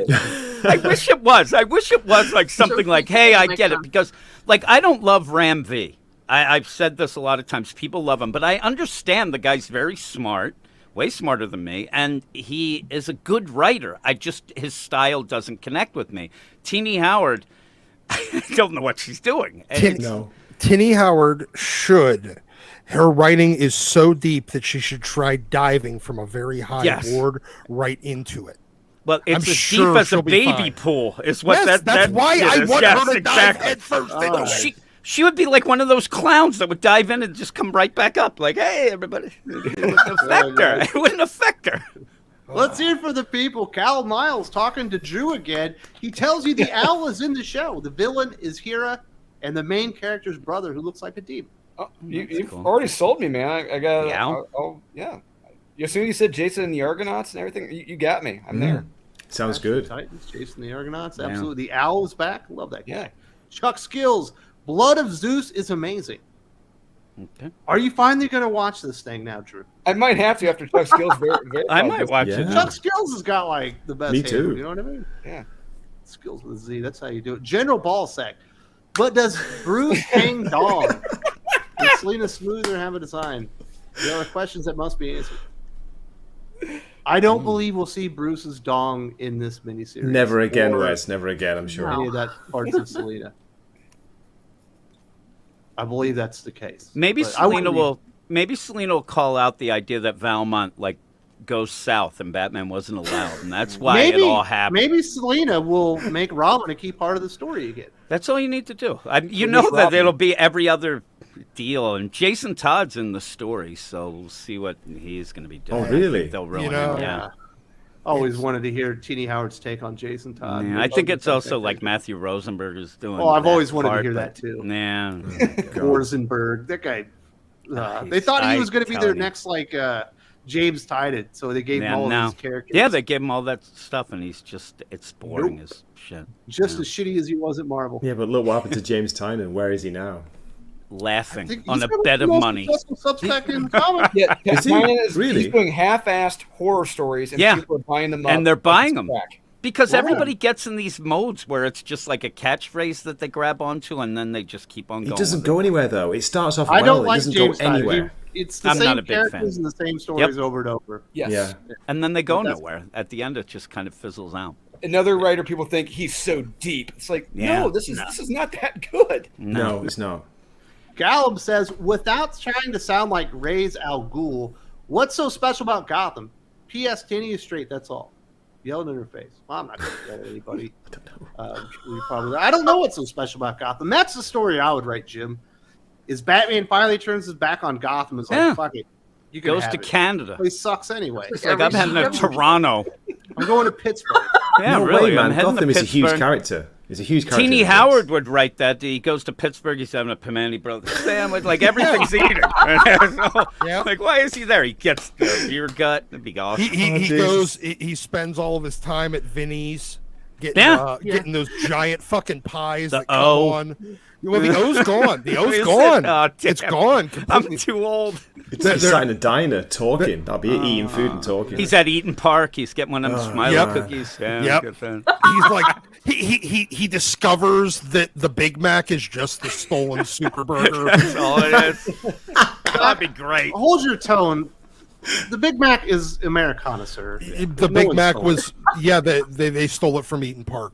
Actually, No. it's literally the Eaton Park super burger. And Well, they it stole that from predates the Big McDonald's. Mac. It predates the Big Mac by a couple. Listen, of years. Thousand Island dressing isn't like that uncommon. You know what I'm saying? I got excited then. I thought Doc said Heaton Park, which is in Manchester, where I'm from. Thanks, Doc. Oh, jeez. No, Eaton Park. Eaton Park. Manchester, Yeah, a bunch of Eaton Park. hoodlums up there. Yes, it's true. My goodness.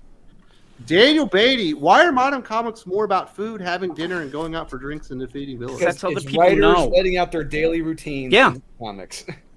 I'm surprised that Teeny Howard's It's like like half of her so comic is in her laundry list and the freaking shopping list. Don't That's give all her ideas, right. Jim. Don't Yeah, give her really. The whole issue Well, she dedicated needs to getting something. a haircut. They look at the true. book to figuring out which hairstyle you want. Being serious for a moment, Wes, like we've heard this before from other channels, but it's because the writers, these modern young writers, have got no life experience. It's as simple as that, and they'll just write what they know, which is like sat around, eating food and talking with friends.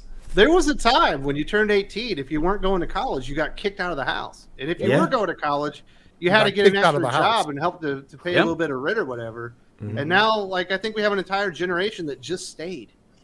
Yeah. They forgot to go Yes. out there and have a life and discover the world and the fact that there are other things out there.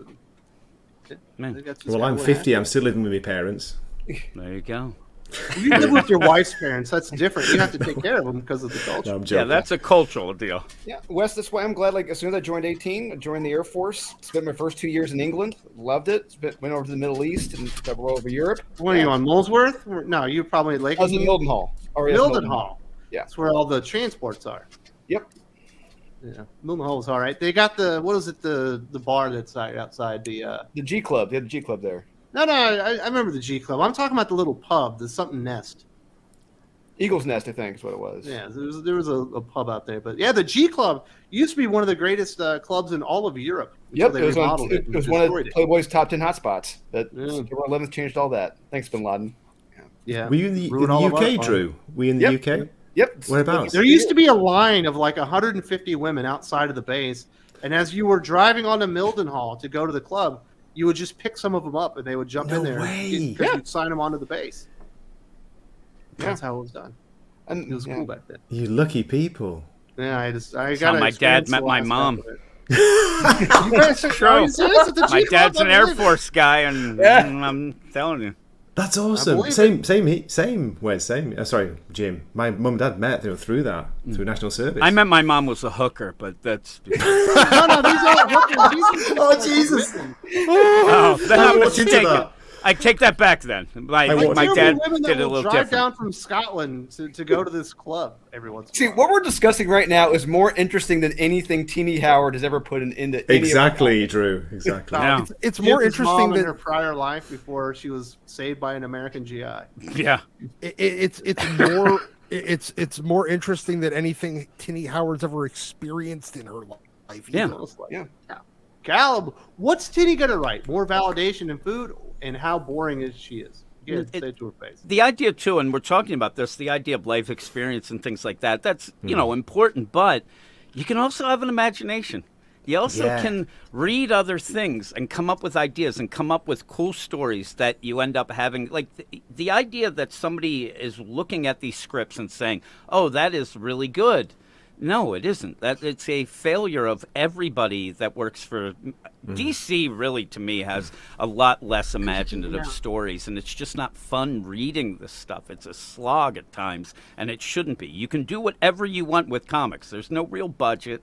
You could have fun things. You could even have Batman jump off the moon and come down and crash into the earth. You're like, you could do No, that. that'd be crazy, but Jim. the idea, there's just not any imagination going on, no storytelling, No. and there being, and what we said earlier about the idea of being rewarded for nothing, that's the problem. Like, you end up the shit stories they shouldn't be writing anymore, but they're actually, they The fail editor should upwards. have a spray bottle of water, and every time Yeah. he does something stupid, like, psh, Exactly. teeny. The hell, That's bad the teeny. problem. Yeah. No That's the Robin in problem. this Nobody story. criticizes. Yeah, you anybody can't anymore. do that. Yeah, you're not. You Right in can't the criticize. Well, Jim, going back to Grant, Criticism is like, toxic now. Grant Morrison, Jim, that's what he calls the imagination. It's the fifth dimension. The Wow. fifth dimension is your imagination or our imagination. That is All they such have a to do cool is hang out with Grant concept. Morrison and do whatever drugs he was doing Yeah. half the time, and then the next thing you know, we'll have the craziest story. Lost his Hey. mind in Nepal. Here, they could just put. man. It'll be here. Do all the drugs Grant's doing, Mm-hmm. all of them at All all of them. times. And well, the worst that happens is you overdose and nobody saves you. And oh well. Throw him in a bathtub. All right, fellas, we're gonna wrangle this back up. And Chuck Steele says, "I dropped Batman as soon as they announced the Titty Howard crossover." Yeah. That's Fair because enough. you have half a brain and you can see the writing on the wall.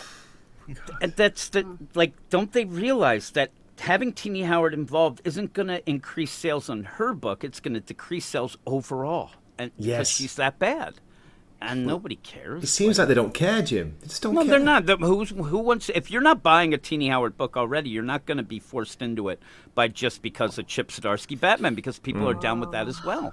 I think Fatal J says, "See you guys week after next. Have you guys read Vanish and Batman the Night? You think it's hot doo-doo, but I love it. Batman the Night was the Tom Taylor one with Yeah. the Kubert, right? No, that was a Chip Zdarsky. No, Chip Batman- Zdarsky. That was the prequel, Yeah. like year zero story, Yeah. where he came out as bisexual. He was trying to make Batman Bruce a bit little. Yeah, Yeah, Batman. he was diddling that guy to get some information. Yeah, Yeah. it gets him mixed up with Batman the Detective. That Tom Taylor one is. Oh yeah, yeah. And Vanish, we talked about this last night, Carrie. Just we were seeing more into Oh, the depression of Donny Cates' life. He's Yeah. letting out onto the page. It's pretty yeah, sad. that was like, was just terrible. What's happened to him? Seriously, poor Yeah, guy. so Is he's- he okay? Yeah, Just read I hope Vanish. so. Yeah, I hope so. Yeah, just read Vanish. You see what he's going through. He's It gone, sounds yeah. like he's out from Marvel. He's just doing the series Vanish and hopefully getting some help. That's all I got to say. Yeah, yeah. I hope so. Yes. Fatal J might be back on the channel somewhat soon. He was supposed to. I've invited him back, but he's never got time now. And this is what happens when I message Fatal J, Doc. I go, Fatal J, do you have time to talk about comic books on Saturday? And he's like, next Sunday I'm available. Motherfucker, that is not an answer. you can. Hey, Jay, I love you, True brother. story. You know when will never be Saturday? Sunday. Sunday Sunday next will week. never be Saturday. If you can't make it, just say no, Any- man. I'm busy. It will never. It's impossible for Sunday to be Saturday. And I he love- doesn't mean Sunday. He means the Sunday after that. After- It's like, why am I booking shit for 14 days from now, man? I'm living in the now, man. Jay, you're awesome. Never change. Never change. Like, next thing you know, I'm like banging my head on the desk. It's like, God. Black Widow style. Yeah. Miss Maria, God. why do people stay in Gotham? Why do people stay Why in do New they stay in York? San Francisco? Yeah, yeah, exactly. And for the league? Why do they still live in Financial. Chicago? Yeah. Detroit, Cleveland. We can go down the line. Yeah, I think they're just real accepting people. They It's most accept of it the all. time it's because they're the ones that are too broke to leave, Yeah. or they're financially invested in staying there. That's it. It's the only Can't sell the reason. house. Yeah. Yeah, it's like living in Centralia, Pennsylvania. Yeah. There's a reason why like 6 people still live there because they can't sell the fucking house. That town's on fire. Oh, is that the place with the mines? Yeah. that Yeah, are the on one fire? that Silent Hill's kind of based on Mhm. loosely. Yes. Yeah. Oh, very cool. Oh, boy, Gotham this is- is fun. It Yeah, might it's be a the- night.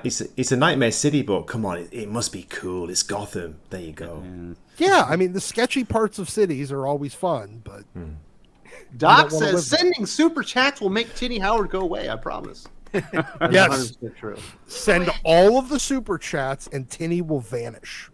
Yeah, I promise. absolutely. Wayne Tech Ted, Not interested in another Batcat book. Not that I read modern comics anyway. I'll pass. Team Wonder Bat. I'll be watching reruns of Justice League Unlimited and reading comics from over 20 years ago. Boom. That's a solid. There you go. year right there. That's a good way to not get frustrated with comic books. It's weird that they literally just did this book. Like, there's so many things they just done. We just had Batman Catwoman, right? Yep. We just had Bruce battle for Gotham 4 or 5 different times. Check. And then we've also had new crime bosses of Gotham in each one of those stories. And they're just rerunning the whole thing down. Yeah. And then, as Doc mentions in a video that we're going to release tomorrow, they've already done this stuff in Marvel with Black Cat. Yeah. Yeah, they just don't learn. And the whole thing of the crime deal, like, you just keep having these random, and then you get the classics like a Black Mask, and okay, this is cool. And then they just end up neutering him to make Catwoman look better, because that's the only way to get characters even better nowadays, is to have either people with lip service or look like schmucks. That's all they do. Did you like the Black Mask in that Harley Quinn movie? I like Black Mask. No, I didn't like that much. Yeah. You talk about Obi-Wan Kenobi, Ewan McGregor. Yeah. God, it was terrible. Yeah. They at least treat him with respect. I like Ewan McGregor, but yeah, not that. I used to did that video. Was it supporting Reaver? Jesus. Oh God. Actors, is there anything they don't know? Yeah. Everything. People. Apparently they don't. Terrence Bernard. They don't know how a city breathes or how people operate. They only function in flaccid mediocrity with cataclysm arcs and contrived melodrama. I agree. I think that's a little fancy for me, but the that's idea, a great comment. what I think that there is the problems with it in a lot of these stories when they lose Gotham, and you never see what's really happening in Gotham. You never see what the people are actually reacting to for the most part. It's just this, story. There's Batman. He's running around punching somebody or whatever. And you don't really get the idea. So you're left with that idea, like, why the hell wouldn't they leave? Or what are they doing? Or are they accepting this? Because it just keeps going so much that we have made the joke about Batman losing Gotham, over a year ago, that it was already too much. And then you get this nonsense. Like, how many? He's lost Gotham more now than he's taken like kids. Did he ever have it then? Yeah, vigilantes, exactly. Like, can you say that he lost it now because it's not his anymore? Wait for next year when they decide to flood the city and have Killer Croc take it over. Yeah. Then the year after that, where everybody's going to be replaced by clay people. Then the don't new give story. them ideas, Doc. You're giving them ideas. They're listening right now. Yeah, really. The next one will be No Woman's Land is what we'll have coming up. That is my think of what we'll have next. And then after that, who was the one with the little fucking puppet, the gangster puppet? Yeah, the ventriloquist. Yes, and then a lot of the people everybody will get stuck on strings. Yeah, and then they won't be able to say B's. They use G for that, and it'll be fun. Cal says, "Does Tinny and Tom know that fans hate them?" I'm pretty sure that Tom King he does know. Yeah, I don't know that Tinny does, but I don't think Tinny will. I don't think Tinny's weird ego will allow her to, because I honestly, I think she would end up on more SSRIs than are humanly possible if she accepted her actual station in life. All right, Drew, watch the trailer first and see what you think. You've already sold me, man. I'll be watching it. Can I bring up the trailer right now and make him watch it? Is that what we're doing? That'd be good. Wait, I can't use the trailer because I'll get a strike. I think Callum might actually have stock in this thing. That's what I'm trying to think. You're the head writer, Callum. He's the head writer. He's actually Tinny. Well, maybe. Nah, I don't think so, Drew. He definitely wants you to check that one out. He also says, I don't think any of them can read to a certain extent or hold back because of the author's politics or even research. It's not that hard. I definitely get the idea that most of them know nothing about actual research. No. Although when you see like a Jeremy Adams comic book, you say, oh yeah, he actually knows what's going on. He's calling back to things that happened 30 years ago. And even then, when you go back and read the stuff, you get the feel of the book and the characters, and you don't have that anymore. Everything seems like these are just actors acting out stupid scripts. Who needs research when you've got Wikipedia for most writers these days? I don't even think half of them look at that anymore. Who Crazy. needs research when you can just write Yeah. or attempt to write? No, it's like when Tim Burton did that Batman Returns, and he was like, "Well, he's called the Penguin. He must be half penguin." It's like, no, that's not who this character is. I don't care how good Batman was. Batman Returns is awful. No. Not even to throw Star Wars in, but I remember one of the things they were doing, there was an interview, and they said, this is going to be awesome because the writer's room, none of them know Star Wars, so we're really going to do this well. What? That's how you do it. Yeah. All right. He says, I don't even think the Sandman of the Endless would let Titty in his kingdom.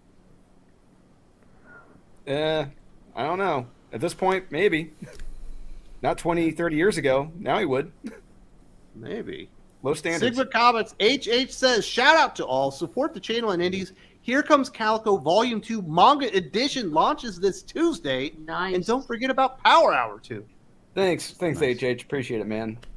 Thank you. Fuck yeah. Definitely. Doc, it's time to start reading right to left. You know what I mean? No, I'm No, American. remember when they had that joke, learn to code? Doc, learn to read right to left, or you're never going to enjoy comics again. Yep. I'm not Bizarro Doc. We're not in Bizarro world. I don't read right to left. I read left to right like a normal human. I just want Dot to memorize those Japanese names, which he just absolutely Nope. loves. Nope. Goku. Look, I've been reading X-Men forever, and Yukio and Yuriko still confuse me. Because they're too The fucking actress they got close. for Yukio in that Wolverine movie was really good. She looked so strange. She was like, that feels like she's right out of a comic. Yeah, that was good. She had those weird eyes. Yes. Yuriko. I kind of like that Wolverine movie, although in the trailer, Doc, which is absolute bullshit, you see Wolverine covered in like 80,000 arrows, and then there's 100 ninjas on the roof, and they're going to fight, and that never happens in the movie. They also cut the costume scene. Wait, what the fuck version of that did you see? The version that I saw, he is all covered in arrows on his back as he's trying to walk through. And there's 4 ninjas that are taking care of him, not 150. There was a lot of ninjas up on those roofs. No, they cut that scene out. It was in the Oh trailer. god, I love ninjas. Dude, it was in the version that I saw. Back in the Maybe day, I saw the ninja director's movies were the cut. best. Man, I remember Revenge of the Ninja, American Ninja, Three Yes, Ninjas. Michael Shokasugi. Dudikoff. Yeah. American Ninja with Michael Dudikoff is classic. Oh yeah. He was great in Bachelor Party. And Check that Steve, out. oh, he was awesome in Bachelor Party. Back when Tom Hanks was cool. Yeah, he Alan was funny. Lyle says, yes, I do agree actors are dumb, but not all. Henry Cavill knows a thing or two. Well, I think it helps that he's a fan. He's a Yes, he is. yeah. Exactly, he loves Drew. Warhammer, so he appreciates fans because he's a Kurt fan. Russell seems like he's pretty smart too. He said, most actors are stupid. No one wants to hear us speak about stuff like that. Yeah. That's pretty smart. Yeah, really? I mean, you people are idiots that can read lines. That's it. We pay you to literally put Listen, words in Dolph your mouth. Lundgren is like a fucking scientist. I Doc. know. Yep. Not on yourself, the guy. I understand, but my point is that for the most part, 99% of Freddie readers- Prinze of- Jr., not so much. You know what I mean? Yes. No. Yes. Yeah. Look, we literally pay you so that we're allowed to put words in your mouth.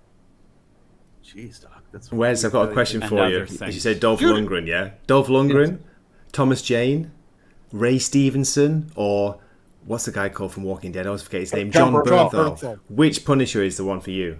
The best Punisher is the Ray Stevenson Punisher. I watched that recently. I did a Punisher review of that. Warzone. Warzone is fantastic. It's so like over the top, isn't the it? best version of Punisher you're ever going to see. It is amazing. on He's video. very stoic as well. Very stoic in that. Yeah. We just lost Ray Stevenson, I think, Yes, Yeah. we did. Yes. Very It sad. was 58. last week. But man, that thing was dope, and I like the Bernthal Punisher, especially in the Daredevil series. Is not as Oh, good in the as Devil, yeah, I thought that was better than these the original second ones. season. Yeah, of those Daredevil, first whatever. 4 episodes, that could have been a movie itself. Should have been a movie Yeah. itself. I don't know. What do you think, Absolutely. Drew? What's the best version of Punisher we got in movie and television? You know, that's I'll say the rate for me. It's 2 of them for me. Well, damn. Now I really think about it. The Tom Jane for me is the least popular one for me. But I still have a soft spot in my heart for the Dolph Lundgren Punisher because that was the first one I watched when I was a Yeah, kid. me I too. still enjoy watching that movie. It is so much fun. But because Dolph wrote some of his dialogue for that, he wrote some of the inner monologue for that too, which is pretty cool. No way. Yeah, and I really love the Ray Stevenson one because that is the Garth Ennis Punisher brought to life. Yes. All that craziness. And the John Bernthal, those first 4 episodes of season 2 of Daredevil, that is the Garth Ennis Punisher Max right there. I love that rooftop stuff. That is brilliant. So it's depending on the week. You ask me, it may change, but I love all 3: the Dolph, the Ray, and the John Bernthal.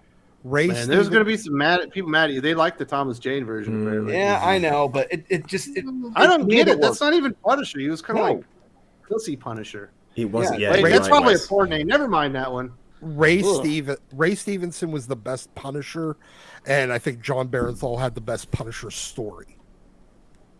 Yeah, I figure if you could have had Ray Stevenson in the first 4 episodes of the John Bernthal Punisher series, it would have been even more of a classic than it is. Oh. Is it a classic though? It feels like not many people talk about it besides us. I think within MCU TV, it's right behind Daredevil. No, I'm talking about the Ray Stevenson Punisher Warzone. Oh no, that's what I mean. No, everybody for the most part hates the Ray Stevenson Punisher, but it is the no best. way, that's the best You're one. kidding, seriously?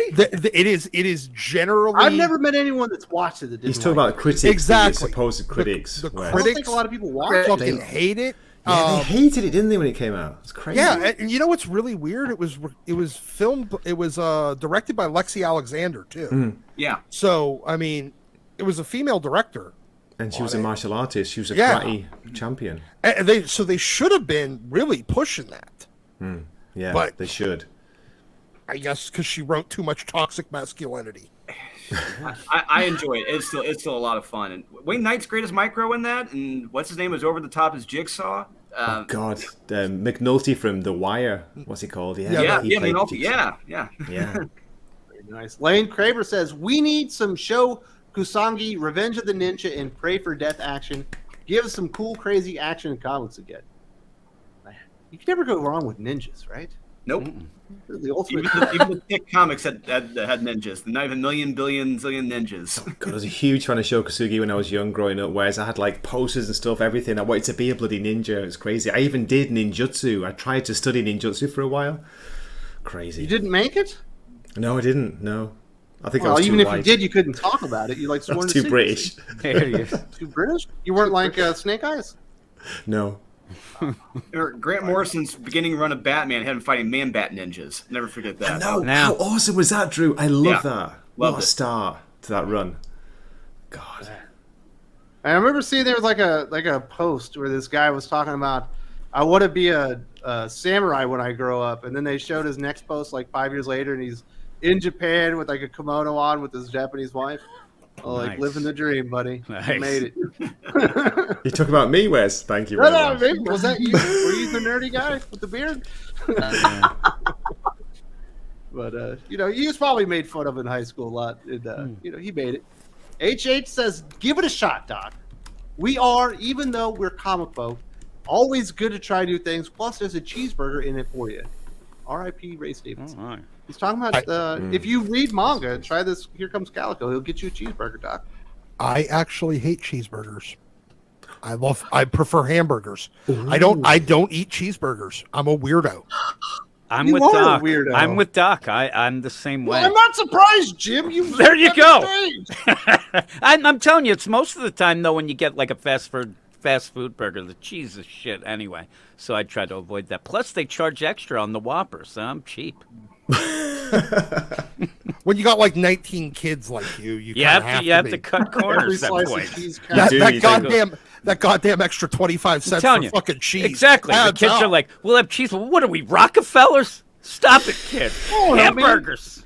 Preferring hamburgers without cheese feels very Canadian to me. You know what I'm saying? That doesn't feel Ooh. American. I call it a hamburger.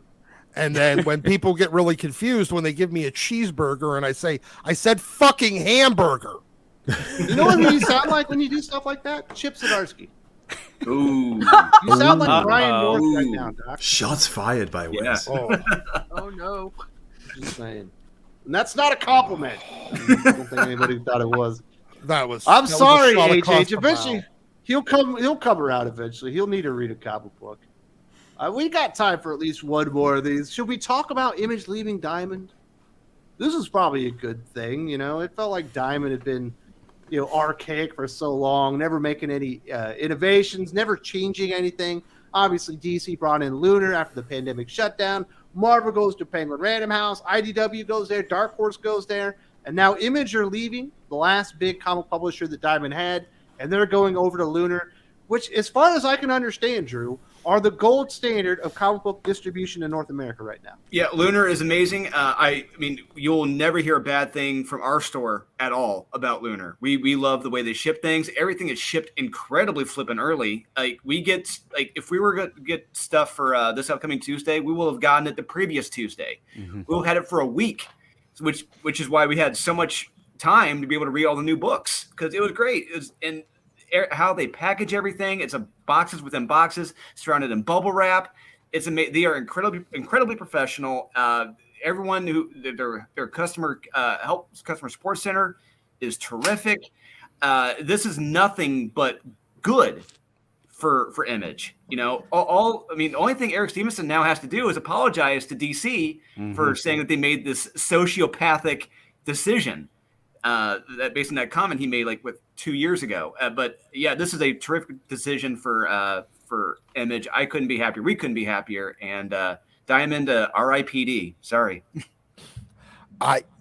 Just out of curiosity, Drew, does getting the books as early as you do, in the event that there is damage or there is a shorting, I'm assuming those are rare instances from what I've very heard. Rare. Very rare. But it gives you time to get replacements before release date, right? Yeah, absolutely. We do. Sometimes we'll get them that weekend, which is great. And like I said, they are so incredibly fast, friendly, responsive. It is everything the exact opposite of Diamond. Take everything that Diamond is doing, imagine the exact opposite of that. All right. And Lunar is the bet. They are right now, like Wes said, they are the gold standard right now. And we can attest to that. I can attest to that every week. We have next to no damages almost every single week, which is unheard of, especially when you consider Diamond, when almost sometimes half of the items in a box will be damaged because their packaging is shit. But this is the best decision Image has made in a very long time. What how do we want to see Eric Stevenson apologize? That's my question. That is a very, I would love, for me personally, I would love to see a video apology of him next to Jim Lee verbally saying it hey, I apologize for making those comments because those were incorrect and clearly incorrect on every single level now. And should have made that. And hey, we're working. Yeah. I kind of want to see Jim Lee just repost the Razor Fist gif with him spinning around in the chair going, fuck you, I was right, fuck you, I was right. I kind of want to just see that. And then I'm not sure if I want to see Eric Stevenson apologize or if I want him to see, oh yeah, by the way, I'm coming out and admitting that I'm a sociopath. Which one? Right? Yeah, which one? There's different avenues he could take with this. There's so many different ways we could go with this, but each one isn't bad. They're all good. They're all good outcomes, all good choices. And yes, Timothy Merkin in the comments. Yeah, Image is going to Lunar. It's official. Yeah, starting in September, I believe. Now, my question for everyone here, and this is Jim, what do you think? Is this the death of Diamond? Are they basically just a dead distributor walking at this point? And it's, again, we're going back to the idea that they were assholes. They didn't do a good service. They took advantage of being the only game in town. And the funny thing is when we talk about a lot of things here, you'll always have, well, I heard something good about. I've never heard anything good about Diamond. I've never heard anybody say anything to me that anything good. Comic shop owners or just anybody in general saying that oh man, it's a shame, or it's just they've been screwing people over for too long. And I think this is the final, nail in the coffin. It has to be. Is there any incentive for people to continue buying merchandise from them if you don't also get your comics there too? Like, wasn't that the reason they could do that? Because you could bundle it all up and save on shipping. I think that they're just done. They have to be. At this point, I mean, isn't it easier for them to just buy like a lot of their nerd tchotchkes through fucking AliExpress? Yeah. Are you I'm talking not about even kidding. AliExpress? Yeah, AliExpress, whatever the fuck it is, ALI. AliExpress in China, it's like the Chinese Amazon. Yeah, it's Chinese eBay. It's also Chinese Amazon, Doc. Yeah. Guys, what's the owner called? Is it Steve? Is it Jeppy or Steve Geppy? Jeppy. Steve Jeppy. He should sell his comic book museum and like to support his company. I think if he wants lost to save that a long it. time ago. Yeah, that's probably. Oh, really? Yeah. Little known secret I've heard from people. He used to have a publisher back then. He had his own comic line, and he like didn't pay his writers and stuff so he could afford the museum or something. No way. Yeah, he'd screwed a bunch of people over. So Karma, baby, karma is going to get you. doesn't feel like a big loss, Doc. No, it kind. Oh, sorry, button. Wrong button. You muted yourself. No, it kind of does not seem like much of a big loss. I feel bad for the smaller publishers that still have exclusives with them, Man. but it will give them an opportunity to go and negotiate with Lunar and Penguin Random House when the time is up. You know, maybe they might still be around until the end of those contracts. Yeah, that's the question. At this point, I think the big question is, do a lot of the smaller publishers even survive long enough to... Can they outlast Diamond before Diamond dies? Yeah. Because once Diamond dies, obviously their exclusive contract, whether it's up or not, is void. Well, I think Boom certainly will outlast. They're doing some pretty good stuff. They have a few hot series like this. Something that's killing the children is still a good seller. I don't get it, but it still sells well. Not the Dune series though, Wes. Jesus. The Dunes, those are some of the worst comics I've ever They're read. so bad. Have you read any? Jesus. Is Power Rangers still doing well for them? Yeah, but they're rebooting it with the new creative team, right? Oh, okay. Yeah. Ryan Parrott's leaving. Yeah, well, he's already left. He's not on the Yeah. Power Rangers anymore. And this new team, they're not that good. That's all I'm going to say. The Power Rangers TMNT stuff is good though. Yes, it is. Well, you got Ryan Parrott and you got Dan Mora. So, yeah, you can't. That's a 1-2 punch right there. You can't miss with Dan Mora, man. Is he your favorite artist now? Dan Mora. I mean, after everything He was What's that? bowing like he was royalty or something. Is he your favorite artist now, Gray? I don't know about favorite artist, but I just think he can't do any wrong, and it seems to like he always like hits deadlines. You know, he never misses an issue. It's unbelievable what he's doing, and I loved him from Once and Future. Wes, did you read that? That was Boom, wasn't it as well? History thing from Yeah, King yeah, Gillen. big fan of him from there.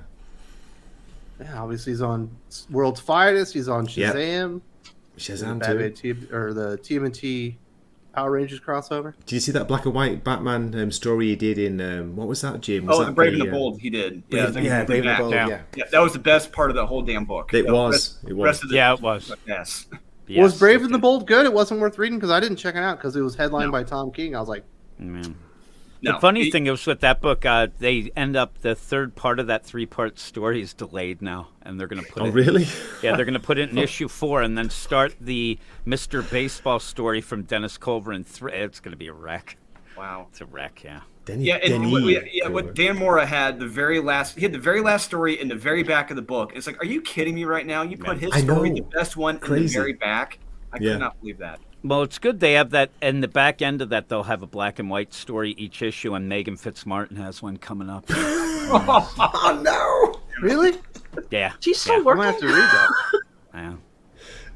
It'll be lovely. Oh I god! blame all of that on Gabe now. You know what I mean? Yes. I blame everything on Gabe. Poor That's what I Gabe. do. I'm going to blame the urban sombrero on him. So Yes. What's Urban Sombrero? What am I? it's, Is that a it's a cover? Seinfeld reference. Yeah. Oh, I think I've watched every episode of Seinfeld, but that one didn't stick with me. It was when Deep Elaine true. took over the publishing company when Jay Peterman left to go to Burma, and her first idea was the urban sombrero. Urban sombrero. I remember what was it? The Bro. That's one of my favorite Oh episodes. yeah, That not is the good. bra, the bro. Bro. The bra for the man. yeah. The man's Yeah, it was. ear. Yep. They I were like the only Snoop about Dogg's- only about 30 years early. Yeah. They were. I like the Soup Nazi episode a lot, but I think my favorite one was when he gets to the set of the Merv Griffin Merv show. Griffin set. Yes, the Merv Griffin set. Yeah.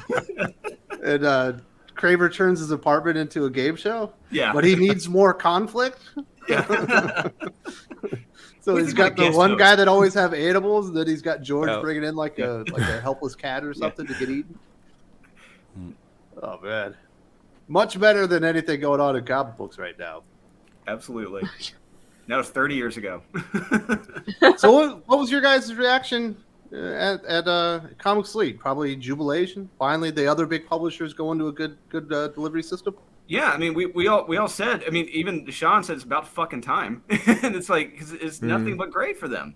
I told when you were gone, Wes. I said we had nothing but great things from Lunar. Everything, packing, customer service, shipping, everything is top notch with them. Their response time, we couldn't be happier with Lunar. And Even with Diamond and all the less, with the decline in work that they had to do because they didn't have any DC and only 35% of Marvel orders, they were still late with everything. Yeah. yeah, still late and getting many damages. I mean, they didn't improve anything. Okay, we're gonna put a couple like corner pieces, a couple pieces of plastic in the corner of the boxes to help prevent damages. But no, did they help? No, not at all. They haven't done anything to Probably improve cause their shipping. damages. It's shit. Their shipping has always been shit and will continue to be that way until they're put out for good. Yeah, so I say this is good news for the industry and probably a welcome change for most comic shops. Other than Brian Hibbs will likely be upset that he's going to lose a discount. It's a But the shame. good thing, on Penguin Random House, if you're doing Marvel or whatever, they don't even have shipping costs anymore. No, it's great. I mean, yeah, Penguin is they're about a notch above Diamond. We still get some damages from Penguin because their shipping is still sus at best right now. It's not the best, but Lunar is the gold standard, Wes. It absolutely is. So hopefully more people go to them. And what are the chances that Penguin decides, you know what? We make more money on these books. We're gonna stop doing this, and then Lunar becomes like the new Diamond. It's possible. Well, they're the Nothing's monopoly. impossible at this point. Maybe in the next few years it could be an option. We'll see what happens. If that's true, that's gonna be nothing but great things. Right? Granted, be a monopoly. Be another. Hopefully, it won't be another Diamond. Will they reduce the quality on everything to the Diamond level? But A lot of comic book shops are not happy with Lunar because they're also the owners of Discount Comic Books. who cares? We couldn't care less. We're a They've store got owner. your information on your We're a customers now. retailer. We're a people retailer. say. We're a major retailer, and we don't give a shit about that because everything they're doing with us is perfect. Is brand near perfect. Wes and Drew, can I just briefly ask, and the panel, can I ask you guys? I never really got the deal with why did Diamond? Was it their choice? Why did they shut down? During the supposed pandemic. They What's just that all decided about? to do it. Yeah, They just wanted- yeah. decided, yeah, that was their choice, yeah. Yeah. Okay. That's why DC was like no, and they created a Man, competition. They started Yeah, Lunar, yeah. they basically okay. were the agent of their own demise with their own hubris, thinking they could shut down an entire industry Exactly. at their own whim. sheer effing hubris. And called DC Absolutely. and Eric Stevenson calling DC a bunch of sociopaths. Yeah. Yeah, didn't I age never forget well. that. Yeah. And that was signaling to because of the the whole deal with the shops and stuff. It was nonsense. Yeah, a lot of virtue signaling back then. Yeah, Yeah, they're trying to. They were hoping everyone forgets. It's Exactly. like, nope, no, bitch, we got receipts. It's not happening. Doc, Miss Maria wants to know: are you 80? Um, You're No. younger than I am, right? yes, by a couple of years. Younger than me, Doc. Oh my gosh. Yeah, I think it's Drew is the youngest. Then I think it's Carrie, then Doc, then me, and then think Doc probably married Gray, his and then son. Jim. Yeah, I'm 90. Jim, you're the Gigi, the OG I side. am 103. He's gotta I be feel well it. into his 60s by now, right? No. And then Breen. Yeah, Well, yeah, Breen's older Breen than is me. the elder statements of Yeah. of all comic books apparently nowadays. So, all right, there we go. We covered all our stuff. We got our shit in. Let's talk about what the people have to say and get this show on the road. Terrence Bernard, y'all ever looked up the big two on Glassdoor? Gatekeeping by contract, pay leaves, the desperate or delusional taking the jobs like TDT and Tom. I'm assuming Glassdoor is where people go in there and they rate companies Yes. that they work for. Yes. It's, Yeah, I they wouldn't did. even look at those. What did you come away with, Doc? What did you think when you looked at Glassdoor on Big Two? I've never bothered to look it up, but I think that it'd Me probably either. be actually quite funny. I was mostly just thinking about no.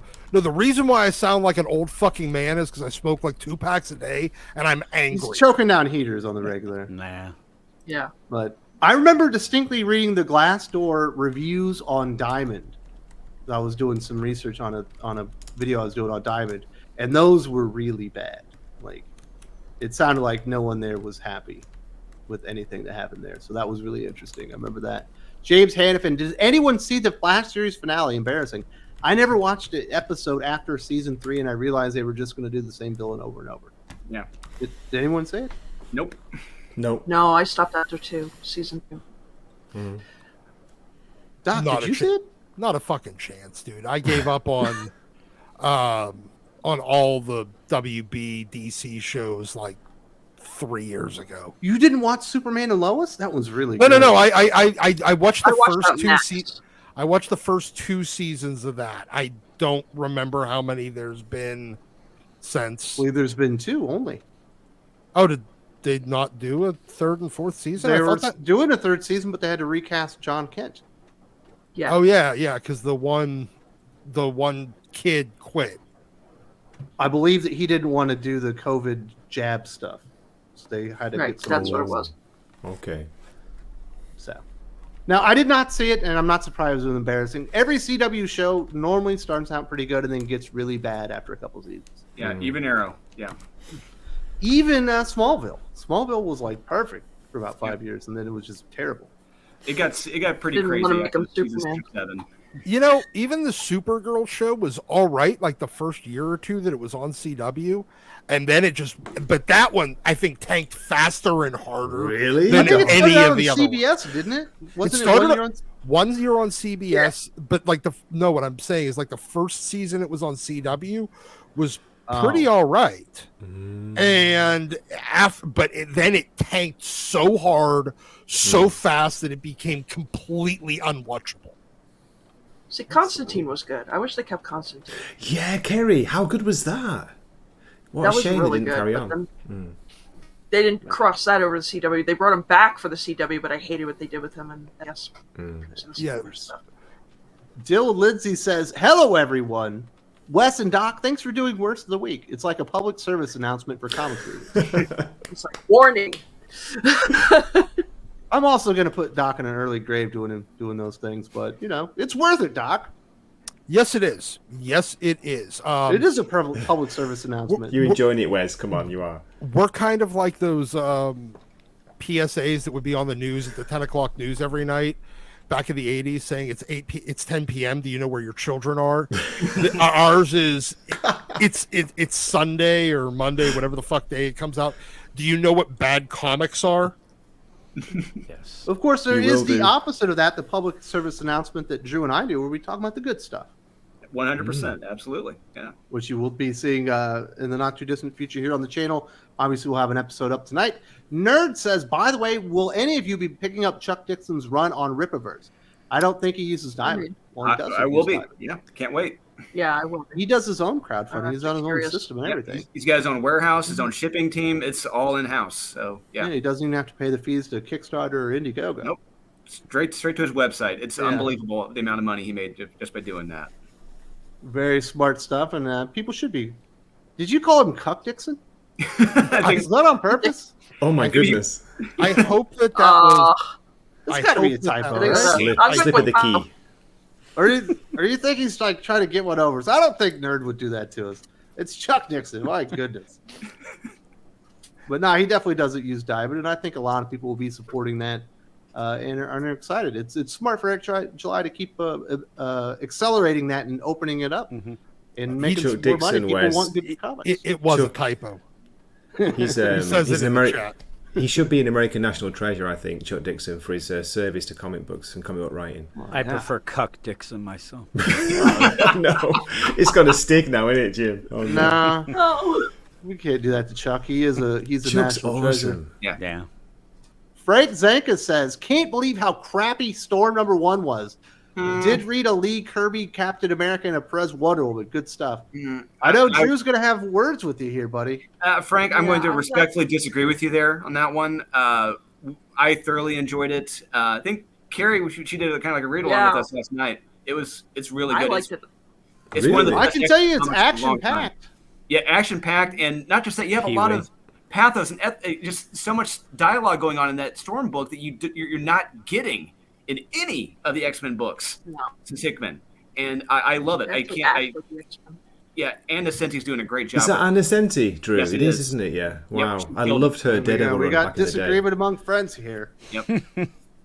But we may be mentioning Storm when we do our best of the week. Drew's got his recommendations, and thank you very much for supporting the channel, Frank Zanka. If you do not realize, he's still got his Destiny Aurora Kickstarter going on right now, and I think it might be going up on Indiegogo soon. It sounds like that's probably in the works. So if you don't like Kickstarter and you're waiting for the Indiegogo campaign, I believe that's also going to be coming out in the not too distant future. So congratulations on Frank hitting his goal, and people are still signing up for that one, and really appreciate the support of the channel. All right, let's talk about our comic book recommendations. We'll go to you first, Drew, because you're not actually going to give any recommendations. We're going to do a whole video on it. We're going to record it in about 15 minutes, put it up in about 5.5 hours. But I will make I do want to make a suggestion to people. I do want to recommend something. There's an artist. His name is Eli Stone. If you're not familiar with him, he is the first person to work on The Tick after Ben Edlund. And he is just now coming out of a kind of retirement, and he's doing commissions and sketches of whatever you want. He worked on The Tick back in the day. I just sent a link to one he did for my brother, Kyle. And last night, it's a Chairface Chippendale. If you want to share that, Wes, is a villain from The Tick. And his commissions are very, very reasonably priced. Terrific detail. That was on like a 9x12 piece of paper he did of Chairface Chippendale. I could not be happier. Kyle loves it. I love this guy. He's amazing. I grew up with his artwork on The Tick. He's one of the reasons why I'm now a professional comic book writer. And if you love The Tick, if you want a great commission, check out Eli Stone, guys. Great stuff. What did you think about the TV show The Tick with the guy from Seinfeld? I thought he was great. I thought it was okay. To Patrick me, Warburton. Putty. Yeah, I thought it was okay. But for me, honest, the gold standard is the animated series. I love the animated series. I still watch it to this day. I still laugh my ass off watching that. And I recommend You're like it. a large child, Drew. Yeah, I am pretty much. Still watching cartoons. Yeah, I really. still wear We're sneakers. adults here. I still wear sneakers. Yeah, I got a come Peter on. Pan complex. I know. Yeah. Jeez. Jim calling people out as he's listening to K-pop. That's right. I'm a man. Probably I'm watching 103. Shit. My goodness. So definitely check that out if you like The Tick. Definitely go out there and get your commission, support that artist now that he's coming back. All right, let's do some recommendations from the other peoples that we do have here. Gray, Wakizashi's Tea House. Are you recommending manga this week, or are we going American comic books? I've got a bit of both, Wes. I recommend King Spawn issue. I think it was 22, just dropped. Sean Lewis is keeping the horror in that title. It's been very good. And for manga, this is for Kerry and also for Doc. I picked up this. It's unbelievable. It's Nausicaa, The Valley of the Wind by Hayao Miyazaki. You know, the Studio Ghibli guy. I didn't even know he'd done a manga version of it. You got to go right to left, but it's fantastic. It's 2 volumes. It's absolutely gorgeous. Goes very deep into the story of Nausicaa, the Valley of the Wind. So, big recommend. Man, I don't think Doc could handle that kind of art being that good. Mine would blow I don't blow think off so. his head. That's beautiful. Very nice. City Boy was sold out. Goodness. We It couldn't. was I Jim. think Doc just didn't Jim order bought all the it. copies. Yeah. Jim, City Boy. We couldn't sell a single copy in the Really? store. Are you serious? They're waiting for him to be City Man. Is Yes. what everybody's waiting for. All right, Jim, are you recommending City Boy this week? I would recommend it. I actually didn't mind it. These whole We Are Legends deals, they're surprising me. I said before, I don't really love Ram V. I thought the visual was really good. Me too. Yeah, I like that. But I also end Spirit up World looked good on the little preview that Doc and I reviewed Uh-huh. months back. Nightclub #5 I'll recommend as well. Oh, it's Mark fantastic. Miller. So that's really good. And I know that a lot of people seem to not like it as much, but I did like Justice Society of America #4. I suggest if you liked already The Lost Children that just ended, I think that's a solid read as well with the Jeff Johns stuff. All right, A lot of Drew. people Joe seem not Foley to, wants though. to know, where do you find the artist? On Instagram, or does he have a website? So he's got a website. He's on Facebook. He's on Facebook as Eli Stone. He's on Instagram as Brick Manigan. That's his screen name on Instagram. You can email him. I can type in his email address in the chat. But yeah, he's got various means. I wish I could share the promo image, but yeah, you can. Yeah, Eli Stone on Facebook. You can find him, and I'll type in the email address. Great guy, great name. incredibly nice. I couldn't. Arguably one of the nicest and coolest artists I've ever talked with. Was that Brick Manigan? That's awesome, Drew. What a fantastic name. Yeah, he's got a great sense of humor. Clearly, you got to if you're working with Ben Edlund. So yeah. Okay. Very nice. Who do we got next? Carrie, are you recommending any comic books? You said you had a comic book to recommend? I have a comic book, but first I'm going to go with the manga, and that would be Sakamoto Days #7. It's what I like to call the John Wick of the convenience store. It's about a ex-Yakuza assassin, gets married and decides to run a convenience store, but then the past comes back, and he's got to team up with some former Yakuza friends to battle some serial killers. There's this awesome fight on a plane. The previous there issue ninjas? had this awesome fight. There probably will be. Yeah. I wouldn't doubt it. But it's surprisingly bloody, but like the fight scenes are awesome. And he's put on a little weight, but he hasn't lost his memento. It's Yeah. great. Doc, you Now- can relate to that, right? What? Put on a little weight, but you haven't lost your skills. Oh yeah, definitely. I put on a lot. You of couldn't weight. read Sakamoto Days. That it's the John Wick of manga. Is it too much for you? What is it? I get have it. no idea. I don't. Come on, Doc. The minute somebody talks about manga, I fucking zone out. Here's the It's name: on the Shonen Jump Sakamoto, app. Shin. Right, that's easy enough. You got easy names in that. Sakamoto Shin. Yeah, Shin's the one guy. Sorry, So- I interrupted you, Carrie, to make fun of Doc. My bad. Sock shins. Okay. I showed this to Drew last night. It was from Kickstarter. It's Yes. American comic book that adapted the Vampire Hunter D story, Message from Mars. Oh, wow. A lot of big names on this. There's even Jay Lee did some work for it, but it is like pretty damn awesome. And Art Germ too, right? Famous. Sorry? And Art Germ as well, right? Yes, Art Germ. Stanley the Art Jim Lau. Awesome. Vampire D, Carrie, that was one of the first animes that I ever saw, anime movies, when I was young. I loved it. First Yeah, anime I ever they saw. I adapted saw one of that the one. novels. Yeah, it's Cool. a good character. It's awesome. It's really good. I recommend it. All right. Any more recommendations? Me? Oh, I Yes. can keep going. No, that's Keep all you going. planned. Let's go. Nerd. He says, since the fastest way to be hated in comics is success, do you think that there is a core reason there are no rockstar writers with amazing runs because they don't want to be the next backstab target? Well, I do imagine can't there's a lot criticize of, people pulling people down to your own success level and stuff like that. I mean, I just don't think there's any rockstar writers because I don't know that there's enough money left. Like, if you were a rockstar writer, why would you stay at DC or Marvel or even in comic books when you can go do video games or something else where you're just going to get paid a lot more with your commensurate with your talent? Yeah, and the last rockstar artist we had was Donnie, and we're all seeing what's happening to him right now. So I think a lot of them just can't handle this success. A lot of them don't know Well, how that to- sounds like he's having a breakdown over a relationship, though. Hold Yeah, on. but- There's. Oh, yeah. Excluding. That happened to getting Picasso, away right? getting away from Donnie or whatever. I mean, let's be honest here. When a guy that is as middling in comics as Zeb Wells can have a pretty decent Hollywood career, do you think anyone that's actually competent is in comics? Fuck no. You can't criticize them. You can't take chances anymore. Well, but my point is, Zeb was nobody. He was a middling writer that would occasionally be able to give you a dozen or 2 dozen decent stories. Never going to sell a lot, but also never going to drive anybody away. And he's able to have a pretty solid Hollywood career that I guarantee is paying him a shit ton more than Marvel is.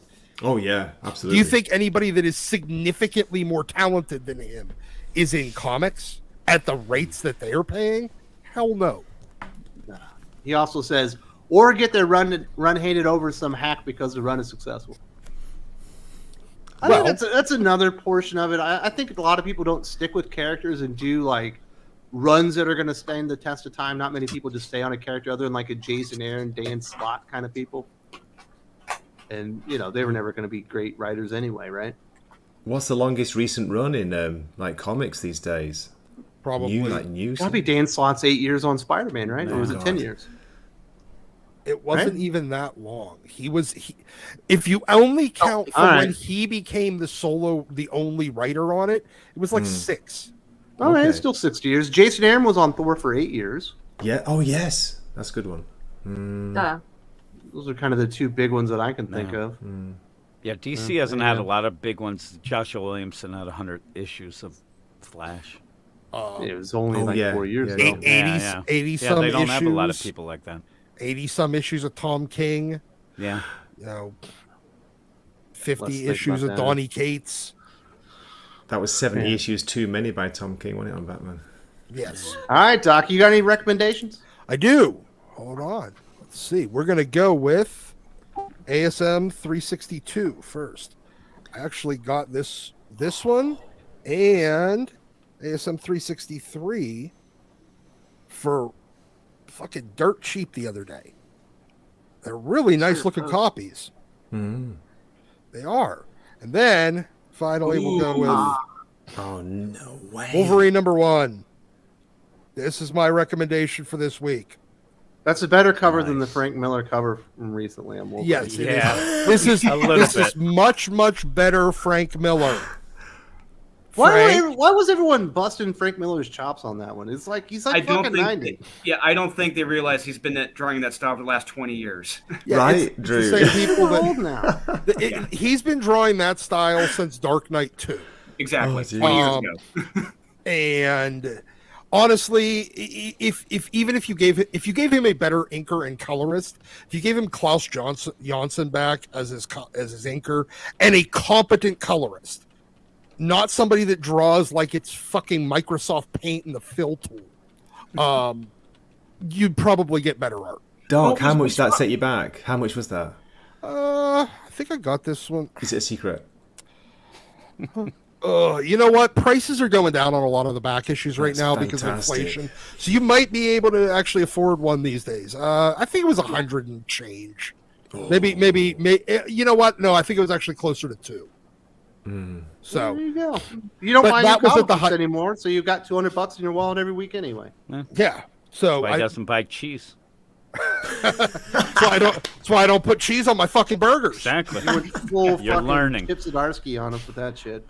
And to answer the chat, I have not seen Fast 10 yet. So I still looks need to so do bad. that. I don't care. Fuck you. I love my race I car tried to watch movies. Fast 9 the other day, and I couldn't take it seriously. Really? Come on, it's got Brie. Next thing you know, it's like, why are we hearing in on Dom's dad? And now he's got a brother that doesn't look like him, who's also the world's biggest. Like, whatever, man. They make. I love the joke about how his ethnicity is a little confusing. Mm-hmm. He's got a Greek sister. He's black or Italian, you can't quite tell, and he's got John Cena, an Irish guy, as a brother. Oh, wait, Okay, all with the same mother and father. Yeah. And then there's the grandmother. Whatever. What's her name? And the grandmother's Hispanic. Rita. What's her name? So, sure, at this point, fuck it, whatever. And nobody dies. Nobody stays dead. It's like Yeah. Marvel. And So, Doc, are you going to see Fast X this weekend, or are you going to see The Little Mermaid? I am gonna see Fast X. Maybe I'll see if there's a drive-in theater Maybe you get a not double that feature. far. You Maybe know. there'll be a double feature of Fast That'd X be a and the Little crazy Mermaid. double feature. Wow. Yes. All right, So- folks, that's going to do it this week. Thank you very much for the recommendations. Thanks so much for showing up and having a chat about all this geek stuff with us. It looked like the chats were having a lot of fun. We did have a troll in there, but they ended up leaving, so that was nice. Really appreciate you supporting the channel. Next weekend, The show will be live, but I will be on vacation. I've already recorded the show, but it will come up as live. The Comics Aficionados will be here. It's going to be a Geek Out special, and I hope you guys enjoy it because it's actually, in my opinion, one of the best episodes of anything I've ever recorded in my life. It's a lot of fun. Jim is there, and despite that, we ended up bringing it home. I didn't ruin it. Exactly. I got there late, though, so don't expect me at the beginning. What did you do, Doc? You said you don't like cheese on cheeseburgers. Oh, That's what you did, Doc. oh, okay. I thought we were about to talk about like the Axel Braun Little Mermaid. No, we're out of here. That's enough. Oh, Bye.